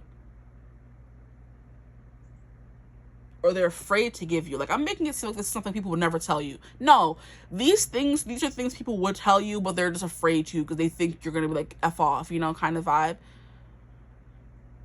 So it's like you would make the perfect partner with the Queen of Cups and the Two of Cups. Like, you're my dream girl is essentially what people would say to you, but they're afraid to say it because they don't know how you're going to react. Because they may know you have high standards, or they may never see you with the person, or they don't know if you like them back, or they don't know if you like men in general, or they don't know if you like girls in general. They don't know what you want.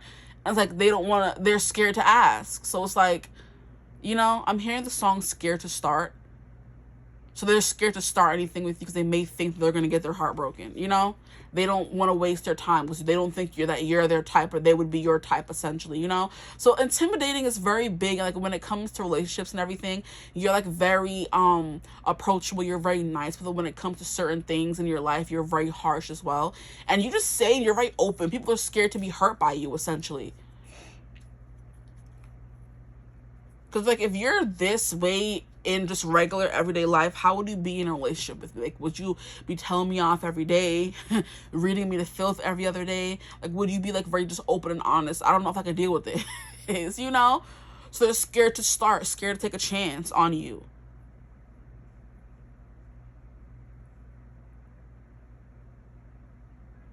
But the world is like an accomplishment as well as the end of a cycle. So there could be something here about you like ending cycles, maybe you breaking generational curses, you finding your happiness, you not showing who you really are in public. Because look at how sis has a sheet on. She's a ghost. So you blend in, you're very quiet, very reserved, you keep to yourself, and that could be something that makes people scared to say anything to you. Because they can't tell, how are they supposed to know if you like them or not, if you're not saying anything? I'm hearing something about you find someone at a party, you flirt, maybe you kiss, make out, whatever, then you leave them and you never think about them again. And I'm like, how was she able to do that? Because like you blew my mind, you blew my socks off when we were flirting, and the conversations we had, it was like beautiful, and the emotions I felt when I was with you, it was amazing. How could you just leave and forget about me? And I'm hearing, don't you forget about me. Don't. So breakfast club could be important. Breakfast could be important. Maybe you make a mean breakfast. Maybe you don't eat breakfast. I'm hearing brunch for whatever reason. Brunch could be important.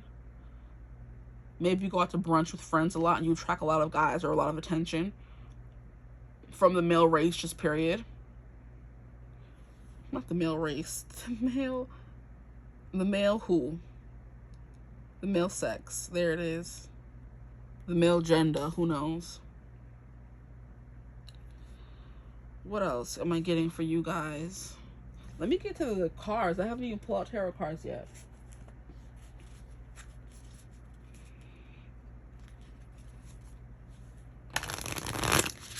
Yeah, the Four of Pentacles is also about like stability and saving, and you know, maybe you're someone who's like, you know, you spend frivolously, or you're unstable, and that's a compliment because you're unpredictable. They never know what's gonna happen, and you're like a little exciting to them. Like every day with you is a new adventure. They don't know what's gonna happen, and that could be a compliment they're afraid to give you. Here we have Spectre. Yeah, you're scary. Because we have discernment, critical thinking, and insight. You do have a lot of insight because these specters are giving creepy. They're giving a little bit like Dementors. I'm hearing, but instead of sucking life out of people, you kind of breathe life back into them. I do think you are a helper, and like I said, like you watch a tarot reader, you're the tarot reader people watch, and like, wow, you got every single thing right. Like it felt like a personal reading kind of energy. Because I don't know, there's just something here about you having discernment, you having that insight, and you having that critical thinking factor where you just will bring up things or start thinking about things that kind of confirm the reading that other people wouldn't. But you're very intense because we have this full-on red. And then we have the World. So I do think you enchant people very easily with your whole... It's all of you. It's not even just one thing. You could be someone who's very chilled, relaxed, like I said, reserved. You keep to yourself. And people are just like, wow. Like, even though you're minding your business, you still like kind of enchant them or hypnotize them.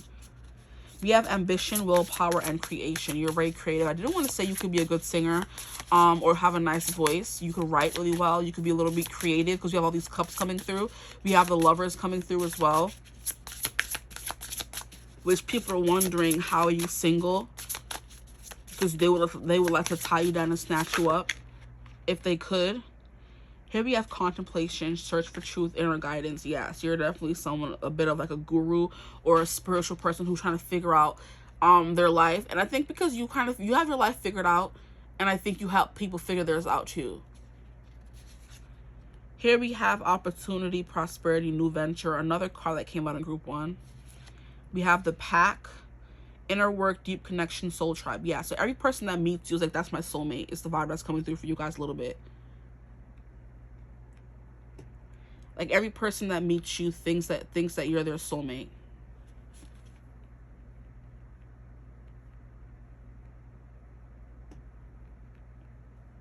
Those are the vibes you give people. That's Two of Cups. Yeah, Two of Cups is soulmate. Like, you match people really well. You have great conversations.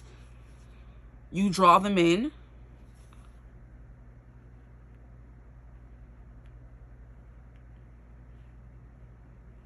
And they're like, I found my perfect match. But then here you go, like, no, I'm not your perfect match. Sorry, honey. And the Spectre is kind of giving me like spectator, where people are always watching you, and you may not know they're watching you, because they're kind of fascinated by the things you do, how you speak, how you act, kind of energy. I don't know which one it was supposed to be. I think it was this side. And it was flow. Recovery, moving on, finding peace. That's the Eight of Cups. That finding peace. Whew, heavy on the finding peace. You are definitely keeping your peace, I feel like. You do certain things and act a certain way because you want to keep your peace. You don't deal with certain people. You don't date certain people because you want to protect your peace. Like I said, that boundaries thing. If you don't want a hug, you're not going to let somebody give you a hug. If you don't see a long-term commitment or connection with someone, you break up with them. And you've done the inner work, which is what I was saying here about this. The Wayfarer, contemplation, search for truth, inner guidance. You have a lot of inner.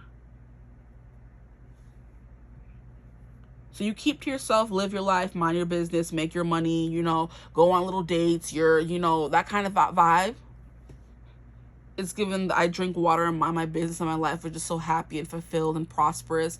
And people are just like, you're living a life, honestly. Whether you have a partner, a long-term partner or not, you could have that as well. People are a little jealous that you have a long-term partner. They could be sending a little bit of like, you know, something your way because they don't like that you're so happy, because the world is reaching the end and having accomplished everything you set out to do, and that's what you may have done. And people are like, ugh, you know what I mean? A little jealous of you, which is why they're not going to tell you that you like have their dream life or something. You're able to tell people how it is, have a successful career, have a happy romantic life or a home life. But if you don't have a romantic partner, you're just good on your own. If you're in a relationship, you have the perfect kind of partnership. You know, it's giving the whole golden couple, we're going to be together forever kind of vibe. If for those of you who are in a relationship, and people just like, they want to give you that kind of compliment. They don't want to, like, you know, they don't want to at the same time.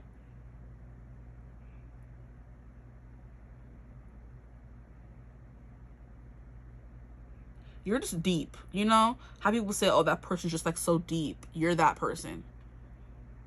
You can talk about music, you can talk about art, you can talk about shows and the books you just read and all kinds of things. And like, you're just like, you know, what is the word? It's cultured, but like more than that. Deep. Yeah.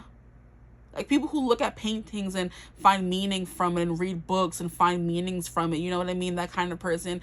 Some people had a hard time doing that, because I remember in English class, and especially in high school, because they hadn't taken AP English, you would have to read certain books and like find out the themes. And it was like so hard for other people and easy for others. And like, there's some people have that depth to them where they just, I don't know, they just say the most romantic things and do the most romantic things, and they're just a romantic at heart, you know? They're just soft, romantic. They keep to themselves, mind their business, that kind of person. And I'm hearing that song by, what's his name?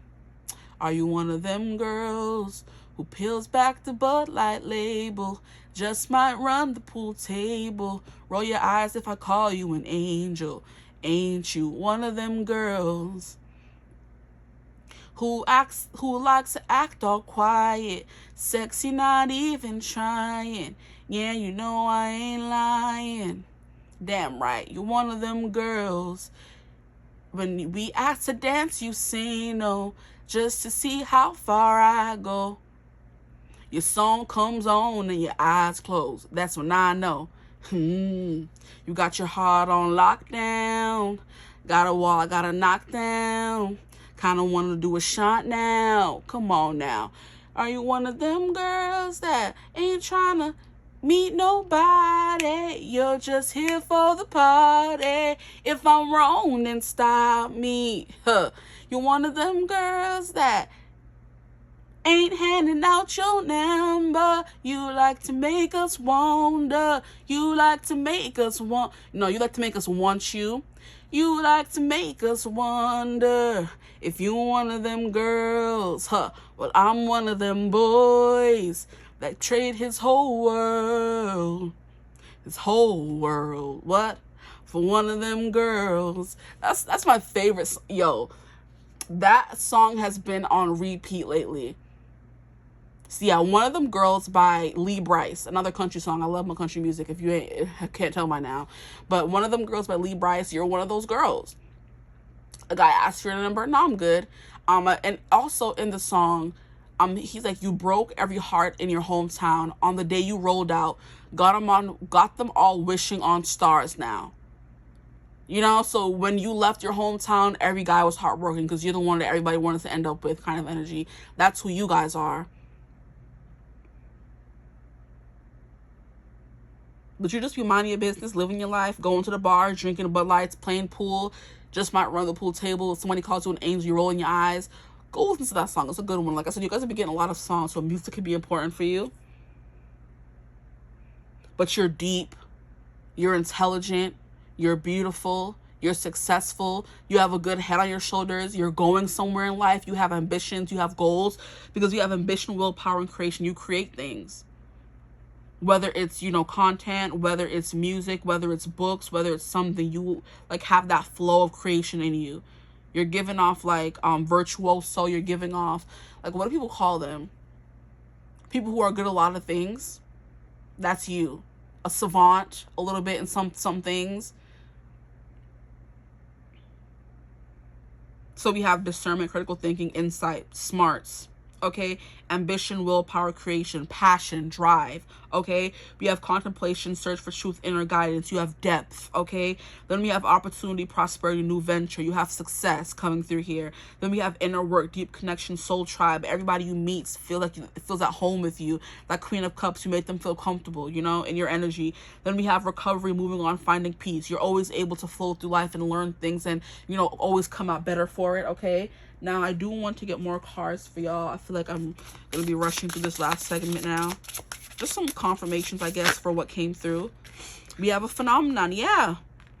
Expect the extraordinary. You're the extraordinary. Out of this world.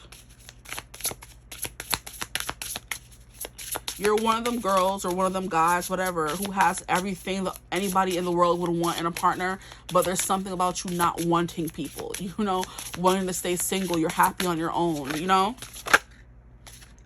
Here we have the staying, ride between the realms. That's you as well. Like I said, you could be a tarot reader or you read tarot. You're into spirituality and you are this is giving High Priestess, the one in between worlds, where the High Priestess is in the dark and in the spiritual, but she's also in the physical as well. And she's providing insight to those who need it, answers to those who need it, you know?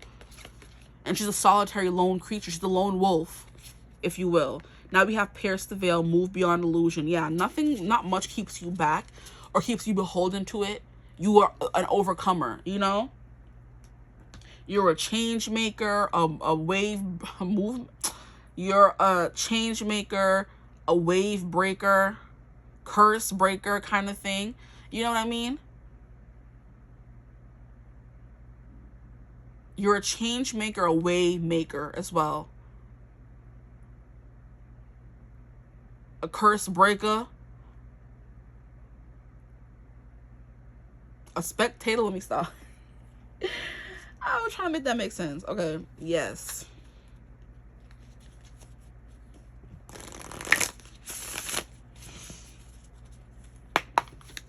What else can you tell me?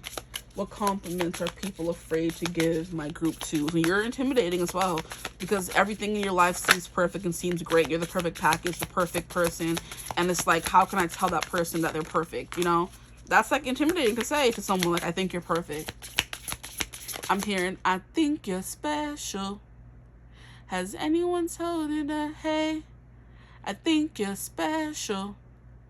And they can't take that away. I think you're special. I think it's a song by Cage the Elephant or something like that. Like special. No, Jukebox. Something Jukebox. Jukebox the Great? I'm not 100% sure. But yeah, I think you're special. Has anybody told you that? I think you're special. And they can't take that away. We have career. You have a nice striving career. I'm hearing multiple careers. You're doing what you love is what I'm hearing as well. So you could have a career in creating, or you're just very driven, and look, freaking manifestation, bro. Yeah, you're living someone else's dream life, their best life. And I know sometimes we get caught up in the not having enough or not having everything we want, that we kind of don't realize how much someone else would love to kind of step in and take what we have. That's what you're kind of giving me. You're minding your business, living your life, like not really worried about anyone, what they're doing. Just trying to, you know, make your life the happiest and best it can be. And people are admiring that from afar. Like, wow, that person like seems like very wholesome, a very well-rounded individual. They have a little bit of this, a little bit of that, a little bit of everything that anybody could ever want. They could talk a little bit about this, a little bit about that. You could talk about math, science, book, literature. You have a little bit of everything inside of you. Or one person can only talk about one thing. You can talk about multiple things, multifaceted, you know? You get their heart beating. And I do think people who have lost you in the past are still hurting, you know? Because my heart just started like, you know, like sometimes you get those pains in your heart, guys. I don't know if it's just me. Like a sharp pain in your chest. That's what I'm getting, like, ugh, I lost them. 3 freaking swords, yes! 3 swords shaving, you know, not shaving, striking, piercing the heart, and we have pierced the veil. So yeah, piercing eyes keep coming through. Piercing personality. You see beyond people and get very close to them. That's the Queen of Cups as well. You see beyond the mask and the mirrors and what they put on, and get beneath that, which is why people are like, wow, you're a phenomenon. How are you even real? And I'm hearing it's a feminine phenomenon by Chaperone. And at the bottom of the deck, we have courage, which I think I did bring up. Bravery. You're brave. Courageous. But manifestation here, you're able to manifest everything you've ever wanted, is the vibe that's coming through. If you ever wanted a successful career, you manifested that, you know? And I do think you are someone who's more career focused, at least right now, which is compliments people want to give you, because you're not worried about love and all that other stuff. You're focused on building your career and making money. And that's, like I said, hard to decenter men and only focus on what makes you happy and not worrying about getting married, settle down, whatever, you know? That's also very admirable, and that's the compliments people are giving you behind your back. You seem too good to be true, honestly. You're never indecisive. You always know what path you wanted to take, and that could have been something from small. You always knew who you wanted to be and what you wanted to do, and you've done it. Even if you have to kind of pivot and do different things, you've always landed on your feet, and that's your manifestation skills coming into play. And this card is the cover of the box. Spellcasting oracle cards. You're a spellcaster. You're a witch. You're a wizard, Harry. You're a witch or a wizard, my group twos, okay?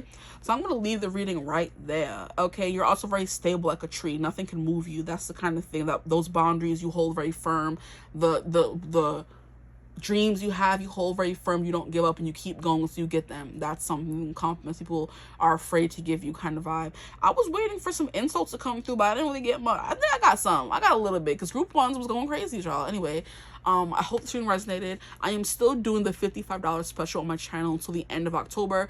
So get your readings while you still can. 30 minutes, up to 2 questions. You get a reading just like this with your own private link, okay?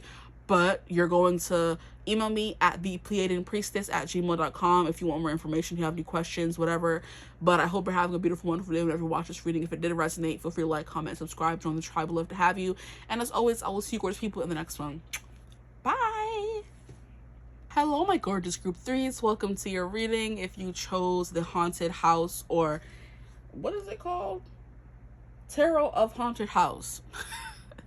Doesn't make sense, but it's a tarot of the haunted house. I'm assuming they forgot the, or maybe they didn't, but I had to add that in for it to make sense to me. So tarot of the haunted house. If you chose this deck, you chose group 3, the number 3, you chose the thumbnail 3, then welcome to your reading. However you got here, you're here, okay? Stick around to the end. Let me stop. I don't know, maybe, because group 1 and group 2 have been 50 minutes, so yours is probably gonna be about the same thing. So disclaimer, if you're not in for a long reading, then I don't know, watch as much as you can. That's all I can say. But anyway, what compliments are people afraid to give you, and things they're afraid to say or scared to tell you is what the reading is going to be about. We're sticking with the kind of scary, spooky, whatever kind of theme for Halloween. I'm hearing nonchalant, uncaring, unfeeling is what I'm getting already. So I'm like, yeah, whatever, the Halloween theme or whatever. I was very excited about it in group 1 and group 2, but now I'm just like, huh, or whatever, you know? So the way you seem uncaring, unfeeling, not much excites you. You don't get too excitable about certain things, maybe is what's coming through for you guys. I don't know. We're gonna see. Yeah, I don't know. Very much nonchalant. Yeah, okay, whatever, sure. Just going with the flow, going along with things, not really putting much emphasis or feeling into things. I'm hearing, say you're happy now, once more with feeling. And that is the episode of Buffy, the singing episode where she came back from the dead in season 6. And her friends are like worried about her because she doesn't care about anything. She can't seem to feel, or, and that's funny how I said that, and that song just comes through and it has something to do with that. Like, I don't know how, how, can someone explain to me how these things just happen like this? Like, what do you mean? I'm like, yeah, you're nonchalant, whatever. And then I'm hearing the song, say you're happy now, once more with feeling. And then it leads me into saying that's the episode where Buffy, finally tells her friends that she was in heaven, and they essentially brought her back to hell on earth, child. She died in season 5, and they couldn't let her go. So they brought her back to life, which is about the 3rd time sis came back to life, honestly. And she's like, I was in heaven. And she's been acting weird all season 6 since they brought her back. And they don't know why. And she doesn't care about anything. She's not being the big sister she needs to be and taking care of Dawn. Jaws is doing all the work. She's still training, but she's kind of like an apathetic mode where I just don't give a flying fluddle. I don't care. I'm not here. I'm elsewhere right now. And the only person who can make her feel things is Spike in that season, where, you know what I mean? She's like, you know, doing the do with him almost every night, and that's the only time she feels something, which is how they build their little bond in season 6. And she's afraid to tell her other friends. She doesn't really care about anything. Her emotions are like muted, they're off kind of vibe. And that's what's coming through for you. I was like, yeah, I guess I don't care, you know, that kind of thing. Maybe you seem haunted. Something I'm hearing, I know you've been haunting me, I must be haunting you. That haunted, is it haunted? Yeah, the Beyonce rendition she did for 50 Shades of Grey that I can't seem to find anywhere now. Like, artists keep making bomb songs. I'm sorry, I'm picking my nails. I'm sorry. Artists be making bomb songs for albums or for movies, and you can never hear from it again. It's kind of giving me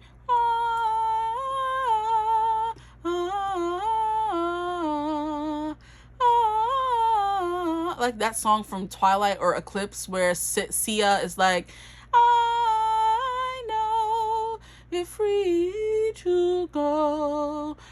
Like, I forget the name of the song, but it's not coming to me, but I know the name of the song. It's just not. Anytime you look up that song on Spotify, Apple Music, YouTube, the only way you're able to hear it is on YouTube.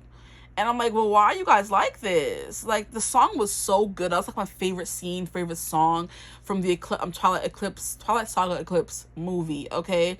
And all I could hear is like, stop trying to take your clothes off.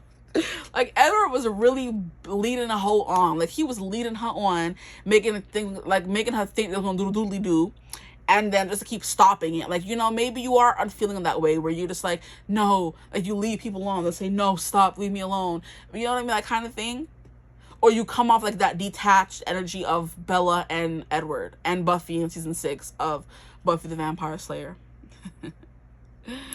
But yeah, like the songs just disappear and you can never find them again. That's like so annoying because they were such good songs. But yeah, there's like a haunting, very forlorn, maybe ghosty kind of vibe to you guys, you know, where you never seem fully there. You always seem a little out of it. Maybe you could escape from reality that way. I'm not sure. Those are things people are afraid to say. You maybe use escapism, or you're never fully there. You're always just a little bit out of reach, out of touch, maybe.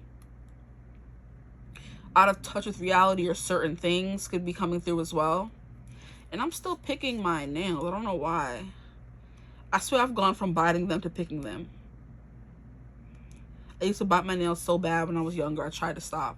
Let them grow out, and then they get too long and start breaking off, and I'm like, But anyway, yes. Maybe you get distracted, easily distracted, very much in your head. You get lost a lot. That could be that effect as well. Instead of unfeeling, you're just like, you get lost in your head a lot. You're spacey. And that could come off as unfeeling, or nothing really bothers you or affects you kind of energy. Anything else coming through? Maybe like you can detach from things a lot. They would like to compliment you on how good you are at detaching from things. People, places, realities, that kind of thing. Or maybe you're able to get so lost in your favorite books and shows, because that's what I was really getting lost in. Buffy, Twilight, the songs, your favorite music, that kind of energy. You get lost in the melody. You get lost. Because I remember one time I was watching some kind of movie at I used to be babysitting, helping, like tutoring the kids upstairs during COVID for a little extra income trial. And I would watch TV when we were done, because the kids like, don't leave, and I'm like, okay, fine. And I would sit there and watch shows or movies with them and just hang out. And like I would like get lost. I get lost in my shows. Like, don't talk to me when I'm watching TV or movies. Like, you know, unless I'm reacting to it. Like, if I'm really getting lost in something, do not talk to me. Do not disrupt me. So she was like talking to me, and I was like getting lost back in the movie or the show. She's like, you really get lost. And I'm like, yeah, what do you expect? Do we not watch TV and read books, fully immerse ourselves in those realities and songs and, you know, worlds? Is that not what we do? I know that's what I do. So I don't know how you're watching a show and you're just like not getting lost in it, and it's not becoming your whole personality. That could be something as well. You watch a show or a movie that like becomes your whole personality for a little bit, you know? But yeah, you have a lot of shows and books and movies and songs that you get lost in, you know? But yeah, that's coming through for sure. She's like, you really be getting lost. I'm like, yeah, you're talking to me. Why? Isn't a TV on? Isn't a show on? Especially if it's something I want to watch. Hush. Shoot. Anyway. And the mom was just like, you're funny. I'm like, I'm not. I'm trying to watch a show here. Or a movie, whatever we were watching. And I'm like, whew. Anyway, that could be you for sure. You get lost in things. Ooh, or you're able to remember certain things very easily about the show, what happened. This is the Queen of Cups. She's coming through again. She came through in group 2. So some of you could have felt called to group 2. There is no limit to the amount of compliments you can receive. So if you felt called to another group, then go watch it. My group 3s, please, Spirit. My group 3s. What compliments are people afraid to give them? Like things that people observe about you that they just have never told you. They will never tell you. We don't know why. You could be intimidated. They think you wouldn't care. Yeah, you come off as like uncaring, unfeeling. Nothing phases you. Like the people have never seen you get lost in emotions. Look up at the 7 of Cups as soon as I say that. People have never seen you get lost in your emotions. You're always in your head daydreaming about something. Here we have the King of Swords coming through as well. So you're much more of a daydreamer, not much of a talker. Very much in your head. Here we have 7 of Cups coming through to confirm that for me. And then here we have the 8 of Swords. I don't know how it was supposed to go. It was kind of more so leaning towards reverse. But I'm not sure. Let's flip it and see. How is it supposed to land, Spirit? Okay, upright, cool. Now, what else can we get? What compliments do they give you? Yeah, this is just giving me always lost in your head. 8 of Swords is lost in your head. So is 7 of Cups. You're daydreaming. You're always thinking about other things. You're not there. Like, are you in the room with us? Group 3? Are you in this reading right now? Group 3? And this is also reminding me of how I used to live in Florida. So we used to go on trips to Disney World all the time. My first trip to Disney World was in 5th grade, and we went to Epcot. And I remember they had like chaperones, parents, and they gave each parent a group of kids. And I would always like get lost and like searching and exploring kind of vibe. And they would always be like, ah, like always saying my name. And I'm like, huh, what? And it became like a running joke on that trip. Like, I would always get lost, and I started doing it on purpose because it was like funny to me, like having them always looking for, not looking for me, because I never strayed from the group. I was too scared to do all that, but I was always like looking at something or leaving, walking away from them and going and exploring and doing my own thing kind of energy. They would always just everybody started saying it, now the parents and the kids, and like they would just start saying my name loud, like, you know what I mean? Every time I would like lose my train of thought or get lost in something or watch something, and they're like, what's wrong with you? I'm like, nothing, I'm doing me. What y'all want from me? Like, dang, can I enjoy myself? Can I do what I want to do? Can I? Okay. So you get lost in the feeling, you get lost in your work, you get lost in your life, you get lost in the things that you love to do, you get lost in certain things. You may lose yourself sometimes, like I said, take on the persona or character of the many shows and things you like to put your emotions into, and it's like, who is the real you? Because maybe you have so many different contradicting personality traits, maybe. Which is why you may feel caught in another group, because there's something else coming through. Here we have 3 of Swords. Is somebody trying to murder her? Oh, it's someone trying to kill a vampire. And how I said vampire slayer. And we have this coming through. Wow. And we have blonde coming through. So something people may want to compliment you on is your hair, maybe. But there's definitely something here about you fully able to immerse yourself or lose yourself in things. And then we have, what is this? 14, Temperance.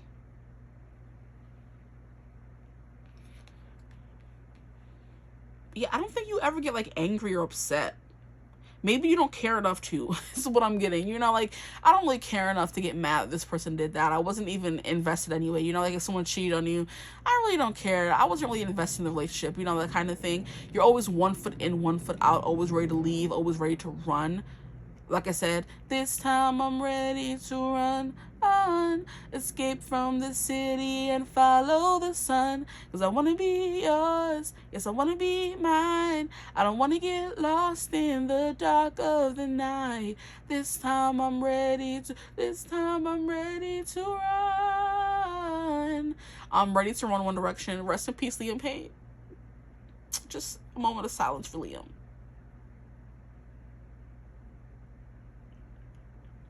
Yes, ready to run One Direction. You're always ready to run, 1 foot in, 1 foot out. So what's the word for that? Unattainable?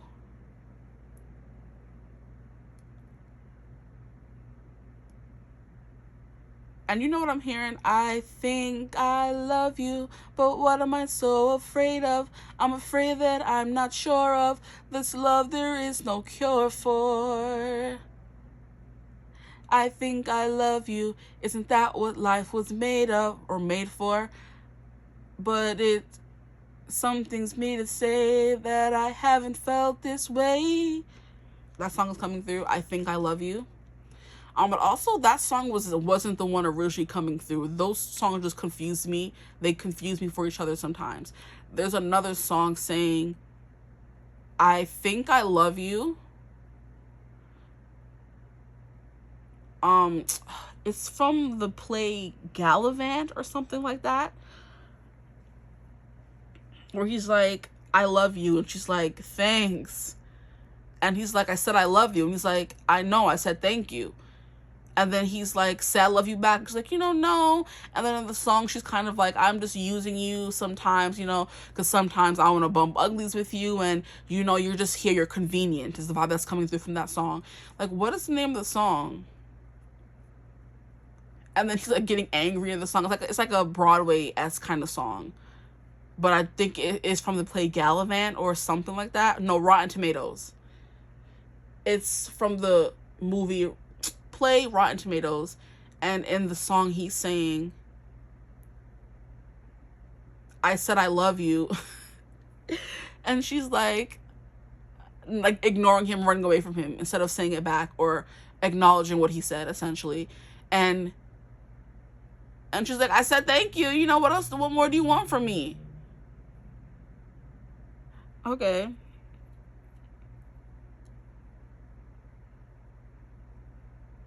Like, it's coming through a little bit, not fully. I think it's called I Love You.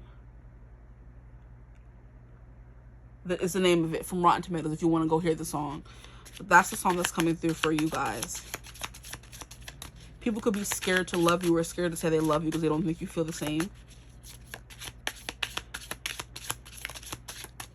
Because they know you're not unfeeling, but you're kind of like, I don't know if you show your emotions that easily. Maybe you hide behind your words, or you hide your emotions from people purposely, so they don't know what you're thinking or how you're feeling.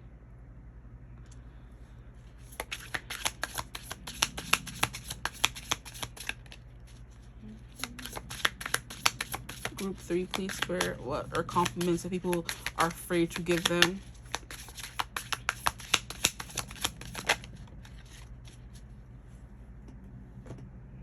And what is this? 3. Empress. Wow. Whew, and I knew she was going to come out. I said it. I said I know the Empress is going to come out for somebody in group 1. For one of y'all groups, and she came out. I'm like, huh, what is that? Yeah, so you seem like kind of unattainable, unavailable, emotionally unavailable. It's hard for people to get close to you, even though you're someone that people want. So I'm hearing deliriously, helplessly. Queen of Cups is very emotionally, she's like an angel, you know? So you would have like very soft features, very soft curves is what I'm hearing, very romantic looks about you, where you look like a dream, essentially, or like an angel. And then there's something of the empressy about you, where you just look well put together. Because we have very attractive women coming through here. We only have one masculine card. And here we have the 3 of Swords, which is men trying to literally maybe make you love them or make you give them a chance kind of vibe. You're just like, no, I'll never fall in love with you. And then you kind of like run away from them, essentially. There's something here about you making men feel like untamed. If you're my women watching, you make men feel untamed. Like, you make them want what they can't have, essentially, which may make them turn a little violent if they have to kind of get your attention, or overbearing, I should say. Like, you're gonna feel this love I have for you. And, like, you know, trying to poke you and tie you down kind of energy. But you're like, no, I'm a free spirit. I'm gonna head out. Like, nobody gonna tie me down. I'm never gonna fall in love. I'm not looking for anything serious kind of energy. But you're beautiful, you're gorgeous, and you're very desirable. So everybody wants you, but you don't want everybody. You know, in a way where you'll sleep with them. Cool, you'll be with them. I'm not saying you're, like, maybe closed off or, you know, chaste in that way. But you're just like, no, I'm just trying to have fun. I'm here for the fun. You know, I'm here for the party, child.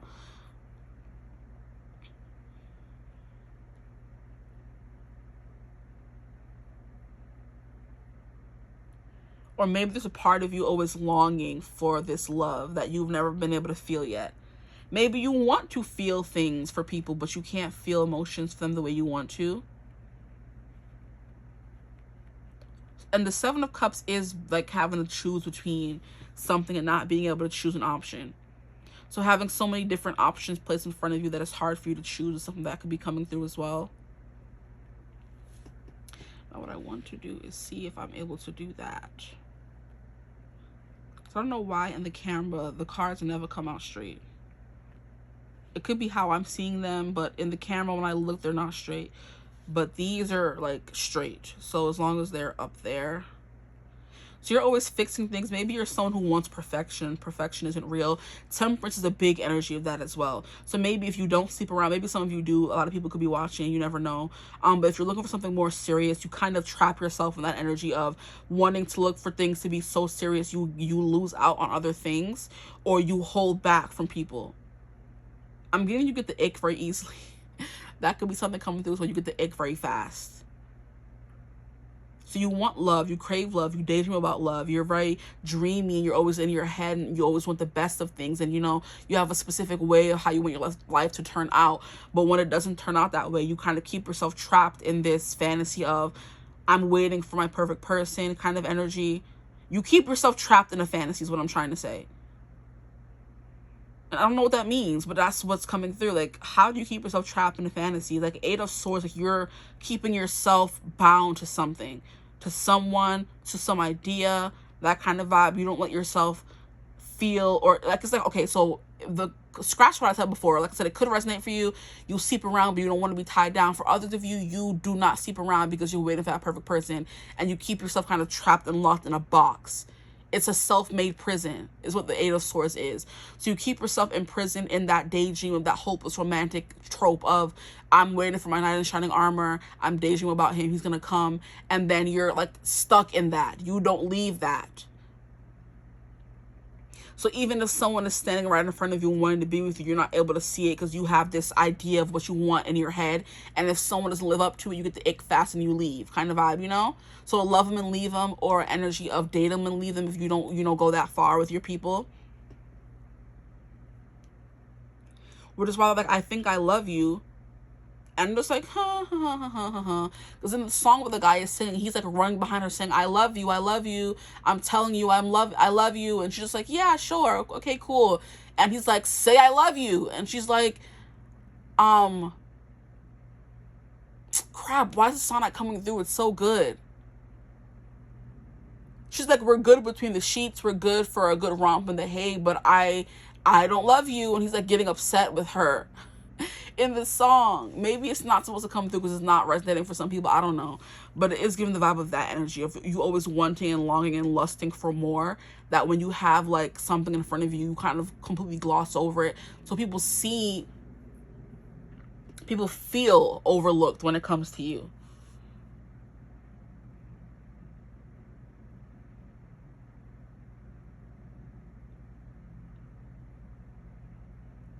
And then we have heartbreak energy with the Three of Swords. So like, yeah, you stay in that little box of wanting things to be a specific kind of way, that when they don't go perfect or to plan, you kind of just throw everything away and say, no, I'm moving on, I'm leaving. And then they have to kind of stake you or trap you in order to stay with them. So you can get a lot of men trying to trap you. Group threes are wanting to trap you. Or a lot of men whose hearts are broken because you never gave them a chance. They see you as this angel, but you don't want them. You don't see them that way. Which is why they kind of get mad. Like, it's like guys hit on you, compliment you, and you're just like, yeah, thanks, or whatever, and you don't really give them the time of day, and they get mad. Because they want you. And Empress just has that charm, she can charm anyone. She can get whatever she wants. The Empress is fertility. She's abundant. She's all bounty. She's someone's happily ever after. She is the prize, essentially, is what she is. And if she doesn't see you as this light, the prize, she don't want you. She wants the Emperor. She don't want these King of Swords. So, you know what this is giving me? Guys who come on the street and compliment you, and as soon as you don't want them and they try to get with you, they start trying to, throw daggers your way. And you're just like unbothered, because these are all the daggers, these guys, these Kings of Swords who get mad when you don't want them or accept their advances. They're throwing all these swords at you, but you're just like, I'm good, I'm chilling. Like, I'm good where I'm at. Which is not in your arms or anywhere near you or in a relationship with you. I'm good trapped up in my little fantasy world, because I don't want y'all. I want what I want. And I'm going to stay trapped and stuck until I find what I want, which is Empress energy. I'm going to stay sat in my seat on my throne until I find someone who's going to give me what I want. And it's not y'all little boys out here, so I'm good. So you come off like a cold fish, unfeeling, uninterested, or just using people for what you can get from them. Just like, I'm not doing that. I have told you I'm not looking for anything serious. It's giving me the flip-flop. Or this could be men as well, because there's a lot of people today where they're like, I just want friends with benefits, or I'm not looking for anything serious. The other person wants something serious. They settle for this person, stick with this person, and then thinking, yeah, this person's going to fall helplessly in love with me, but you're not. You're set in your ways to what you want. And then they get mad when you don't give them what they want. And then all of a sudden you're this and you're that and you're that and you're this, And you're the bad guy when you told them from jump what you want, and that wasn't them. You're an Empress. You want an Emperor. You're Empress, attracting Kings of Swords in reverse at that. Who can't even teach you nothing, don't have anything to offer you. All they have is cold words, or empty words, essentially. maybe you're the kind of person who just attracts these no good men, and that's a compliment. Like, how are you the friend who's always able to attract the worst guys? That's a new level of, I don't know, that's a new award that needs to be handed out. We all have that one friend who attracts the absolute worst guys, and that's you. You're that friend. And your friend's just like, how? You deserve the award for just knowing the worst people, the worst guys, essentially, you know? Attracting the worst guys. Or just being so picky. You don't know what you want. You don't want to, you know, settle down. That's been coming through in every pile a little bit. So someone can be drawn to all three piles. Or like I said, another one. I'm hearing sent from heaven. Sent from heaven. I want to be the one who you believe in your heart is sent from heaven. And there's a piece of me who leaves when you're gone because you're sent from heaven. So people think you're sent from heaven, like just detached from the whole lovey-dovey thing. People think you're an angel sent from heaven, my group threes. Okay, that's compliments they would want to give you. You're an angel sent from heaven. You're an empress sent from heaven. You're everybody's dream girl, dream guy kind of person. You represent everything they could want, okay? But there's something here about you just always being lost in your head and not seeing what's right in front of you, essentially. Or just attracting the worst kind of guys. I feel like the people who are the most magnetic and beautiful and pure attract the narcissists, yes. Attract the psychos, the non-committals, the commitment phobes, the damage, the brooding. You're the kind of girls who attract those guys because they see the nice innocent in you and they want to corrupt the innocent, the one who is still daydreaming of fairy tales. Like, no, I want to come be the bad boy, this dark person or the fallen angel. And you're just like, I don't think so. Because this King of Swords is giving peak bad boy energy. Look at how he has scars on his face, and black wings. Compared to my beautiful Queen of Cups, who cannot be with a King of Swords because he's always going to make her feel less than or beneath him because she's so innocent and sweet. So yeah, you attract the bad boys, the bad guys, essentially. The ones who are not looking for the same thing that you're looking for. So people are just like, oh, it's just fantastic how you're able to attract the worst men in history, you know? And you're the sweetest person ever. How? Maybe a little gullible is coming through as well, but very much lost in your head, unwilling to accept the reality of certain things sometimes. And that's something people don't want to tell you. You go into things with your blindfolds on, with this dream fantasy in your head, thinking you're going to fall in love with someone. They end up breaking your heart or being crazy, being psycho, being manipulative, being abusive, all of that.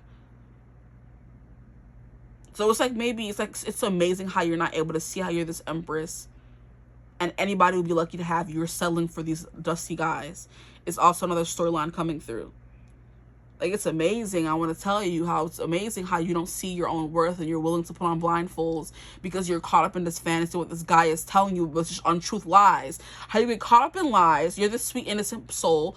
You get caught up in lies, stuck in this daydream you have of what you think you want. You're never able to choose anything. You're indecisive. Here we have the Eight of Swords. You're hurt. You're trapped. That victim mentality we have here, the Eight of Swords. And then we have you get stuck in the worst romantic situations in your life because you don't see your worth.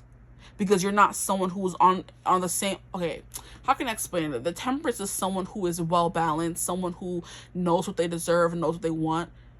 Someone who is... aware of their best traits, their worst traits, you know, and has accepted them, has come into equilibrium with themselves, you know, and then that's when you become the Empress and attract what you really deserve. It's amazing how you don't realize what a charm you are, a prize you are, and then the Queen of Cups is someone who could get taken advantage of very, very easily because she's so sweet. Because she's so innocent, because she's so naive, and because she's so caught up in this daydream or fantasy of finding love and wanting her happily ever after. So a bunch of different storylines are coming through for you guys. And at the end of the day, you always end up getting hurt and having to kind of go back to your girlfriends, hash it out, and then have them remind you what an empress you are. So your friends are sick and tired of you settling for these no good men or women. So I'm going to get some cards from this deck here and see that you're an angel, but you don't see it. And that's something people want to tell you, a compliment they want to give you. You don't know how beautiful and gorgeous you are.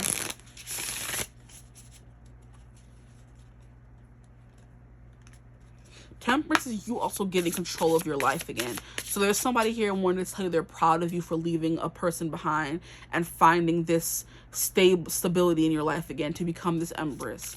There's something here about this being maybe past energy and you coming into this more Temperance and Empress energy at the end of the day. And they're proud of you for overcoming. Here we have Conjurer, higher self, fertility, creativity. That's literally the Empress. She's going right over here. You found your higher self, you found your creativity, you found your confidence, essentially. It's something that's coming through. So you've overcome a lot of things when it comes to love and being taken advantage of. You found your worth and you realize what you're worth now. And that's a compliment people want to give you. We have Wayfarer. We have contemplation, search for truth, inner guidance. Yeah, there's something here about you going for that search of truth. This Temperance is giving like a very honest conversation between someone and someone else. So it's like a friend finally sat you down and said, hey, I'm sick and tired of you going for these guys. You don't realize how beautiful you are, how this you are, how that you are. And that kind of changed your outlook. You kind of went deep, hermit mode. 11 is like a spiritual awakening time, you know? So you went through a spiritual awakening. We have planning, making decisions, taking risks. That's a little bit of that 7 of Cups energy, where you're trying to make a plan and make a decision, but you kind of can't. Because you want everything. Maybe you're a little selfish. You want your cake and eat it too. But they do want to say they love the way you take risks. You're a deep feeler and a deep thinker, for sure. With Flow, we have recovery, moving on, finding peace. Yeah, that's what I said, how you're able to move on from all these situations and still believe in love, still keep that childlike innocence to you. And then we have success, blessings, positivity. Yeah, so I think the vibe that I was getting was right. Maybe this is who you used to be, and now you're kind of moving into more stable grounds where you're someone you can go, you can take care of yourself. Your friends can trust you to make, you know, wise decisions now because you're tempered, you know? You temper that energy in you that's craving love. Now you know what you deserve, and now you're going after what you deserve. And now you're in full-blown Empress energy where you're attracting all the things that you deserve with success, blessings, and positivity. Maybe you're someone who used to be victim mentality, used to go through a lot of heartbreaks, used to attract the wrong guys, used to be thinking that every guy was your happily ever after, but they really weren't. And they were taking advantage of that ideology that you had. And so you became this powerful conjurer, the Empress. And started really attracting what you wanted. Like, oh, it's so annoying how every guy that's like coming through has like a really dark energy. Like dark clothing, hiding behind something. He has a scarf covering his neck. Here you have a really dark guy with dark wings kind of energy coming through. Very spooky if you ask me. This is definitely giving hermit. So they love how you found yourself. So maybe they don't want to bring up what you've been through. They don't want to make it seem like they're like, oh, they were judging you before. But it's like they're afraid to tell you these things. You may revert back, or they just like some things should remain left unsaid. Like, yeah, you used to be that kind of person and now you've grown so much. But sometimes people need to hear that, you know? How you matured, how you've grown, you know? How you found that stability you've always wanted. How you found that success. How you found your purpose. How you found your confidence. It's giving Stella got her groove back. I want to know how these cards are new and they have stains on them. Make no kind of sense. We have harvest, ritual, trust in the endings of life.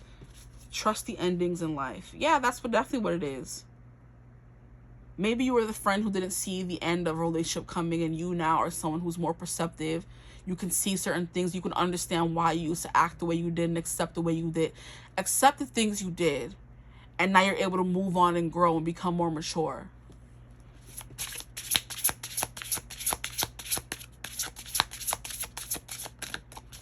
And I'm also hearing you're unapologetically yourself. So if you are someone who is damaged and traumatized and making stupid decisions, you at least own up to it and you know that you're doing these things, you know?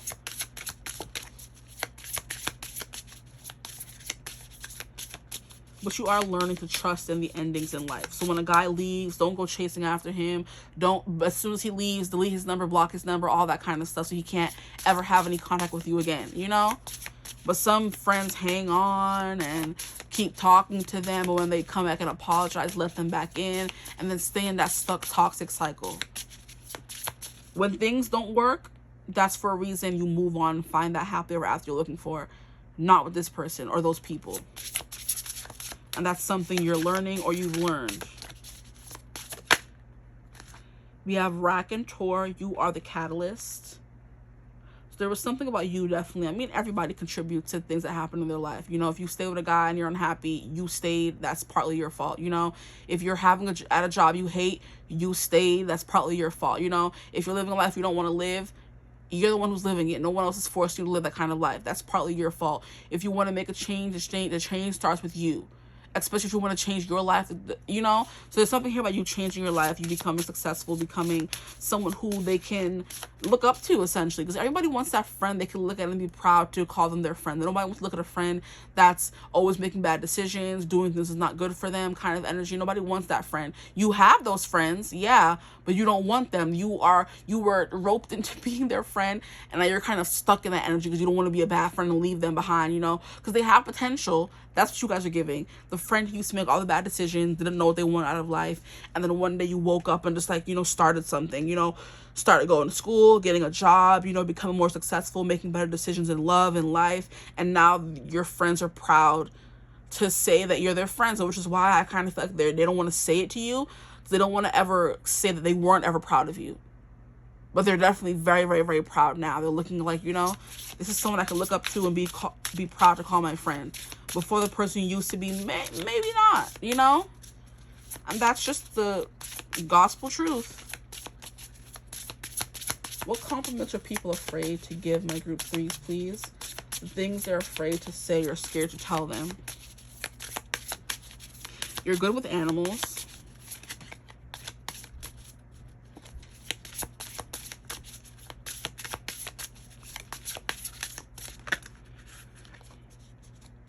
The things they are afraid to say. Under siege, uproot your habits. Yeah, you used to have some bad habits, some bad things. I'm hearing some flaws, some faults in your code is what I'm hearing. I think that's a I was gonna say Billie Eilish. No, that is a Halsey song. I think I've got faults in my code. So it's kind of like you kept making these bad decisions because you were given a false code, or you didn't really decipher your code, what you wanted, who you wanted to be. And like, you're growing. That's what we all are here to do, grow as human beings. And your friends want to tell you they love the person who, like I said, you're becoming.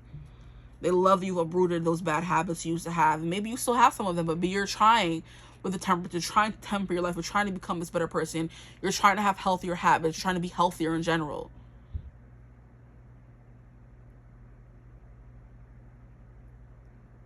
I'm hearing Mufasa saying, remember who you are. Maybe you lost your way for a little bit and thought you had to become someone new or put on this front to be loved or something. But people are out there that will love you for who you are. Friends, lovers, family, whatever, you know. At the bottom, we have House of Love, exactly. You shall be loved. Yo, blowing my mind right now. Stop it. You shall be loved right there. As soon as I said maybe you were scared you weren't going to be loved for being who you are, and you shall be loved. Okay, so I might as well just take it out. Why not? I love these cards. They're beautiful. I'm happy I got them. Hey, things falling. Yeah, there's something here about you being a wreck or a train wreck or something. You not seeing the reality for what it was. You being stuck in your head, not wanting to grow up or something like that. So we're going to get some cards from here and see what else is coming through for my group 3s. What compliments are people afraid to give them? Compliments are people afraid to give my group 3s? What are the things that people are not telling them? That was the ticket right there. What are people not telling you? We have protection. Maybe to protect your energy more, because you do have like a very addictive, pure, innocent kind of energy, and that, like I said, attracts a lot of narcissists, bad people in general, just bad people. It attracts a lot of bad people, and your friends don't like seeing you being taken advantage of, but they can't always be the one telling you to do better for yourself. You have to kind of do it yourself one time. It's like, that's kind of what's happening to me in the Temperance card here, where the friend is like, hey, are you going to keep letting these guys do these things to you? You're going to keep letting them hurt you?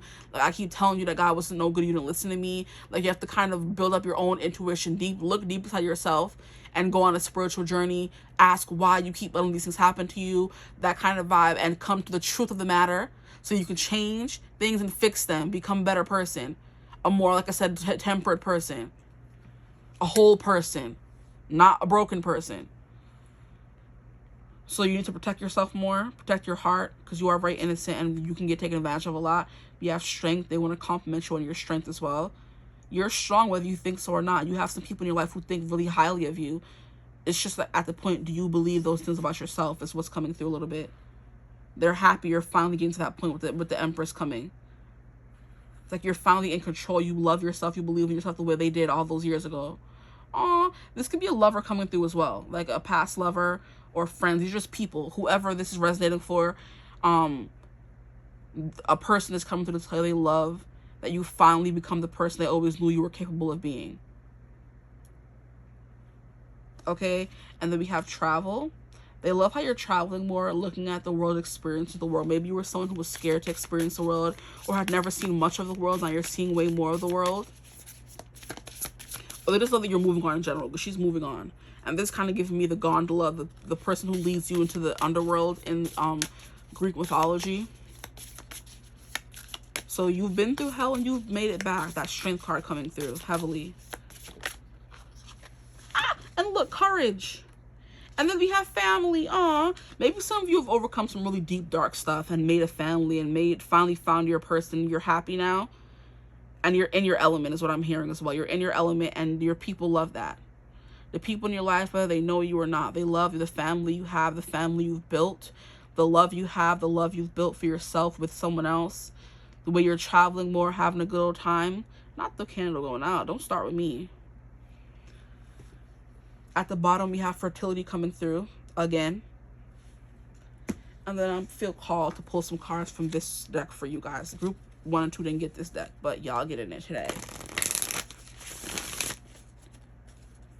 There's something about people wanting to take care of you. Like, oh, she's so little, she's so cute, she's so innocent. So maybe you were always, that was your crutch. Everyone taking care of you. You didn't learn how to take care of yourself. And now you're learning to do that, you know? It's like the student becomes the master, the baby, the child becomes the adult kind of energy. You're grown, you're mature, you could start your own family, you're trusting in the endings of life, you know, you're becoming more spiritual or trusting in the signs and synchronicities that you receive, telling you when it's time for things to move on. And I mean, when it's time for you to move on, for things to move forward, essentially. Group 3, Peace Spirit, Group 3. What compliments are people afraid to give them? Things that people are afraid. See, that's the part. People are afraid to say these things to you. I don't know why. Maybe you're extra fragile. Maybe they don't want to hurt your feelings. We have Basil, prosperity, luck, love. So you found this. You found success, blessings, positivity. You found prosperity, luck, love. You found family. And they're happy that you found these things. I hope you can see all the cards. Because there's definitely space up here. They don't got to be all the way down here.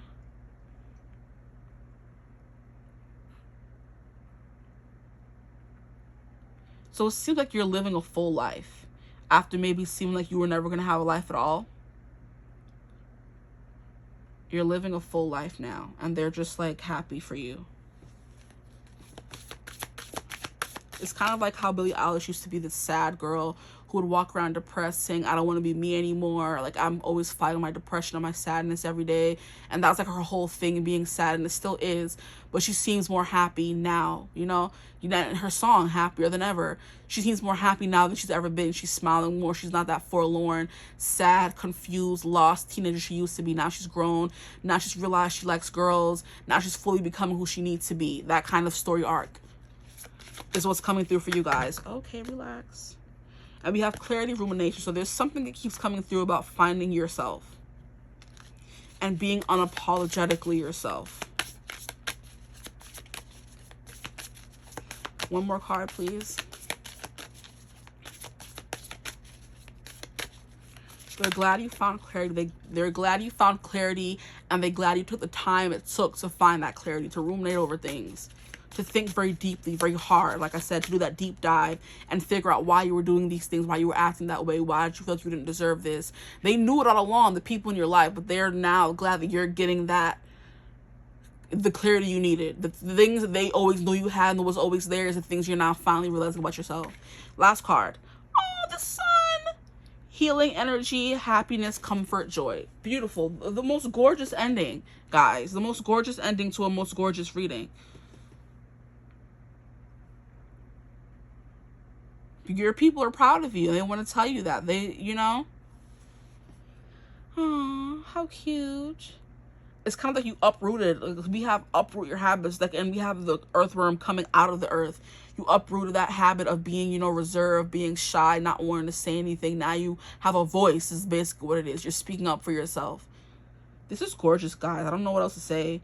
The sun to the end of this reading is like the cherry on top.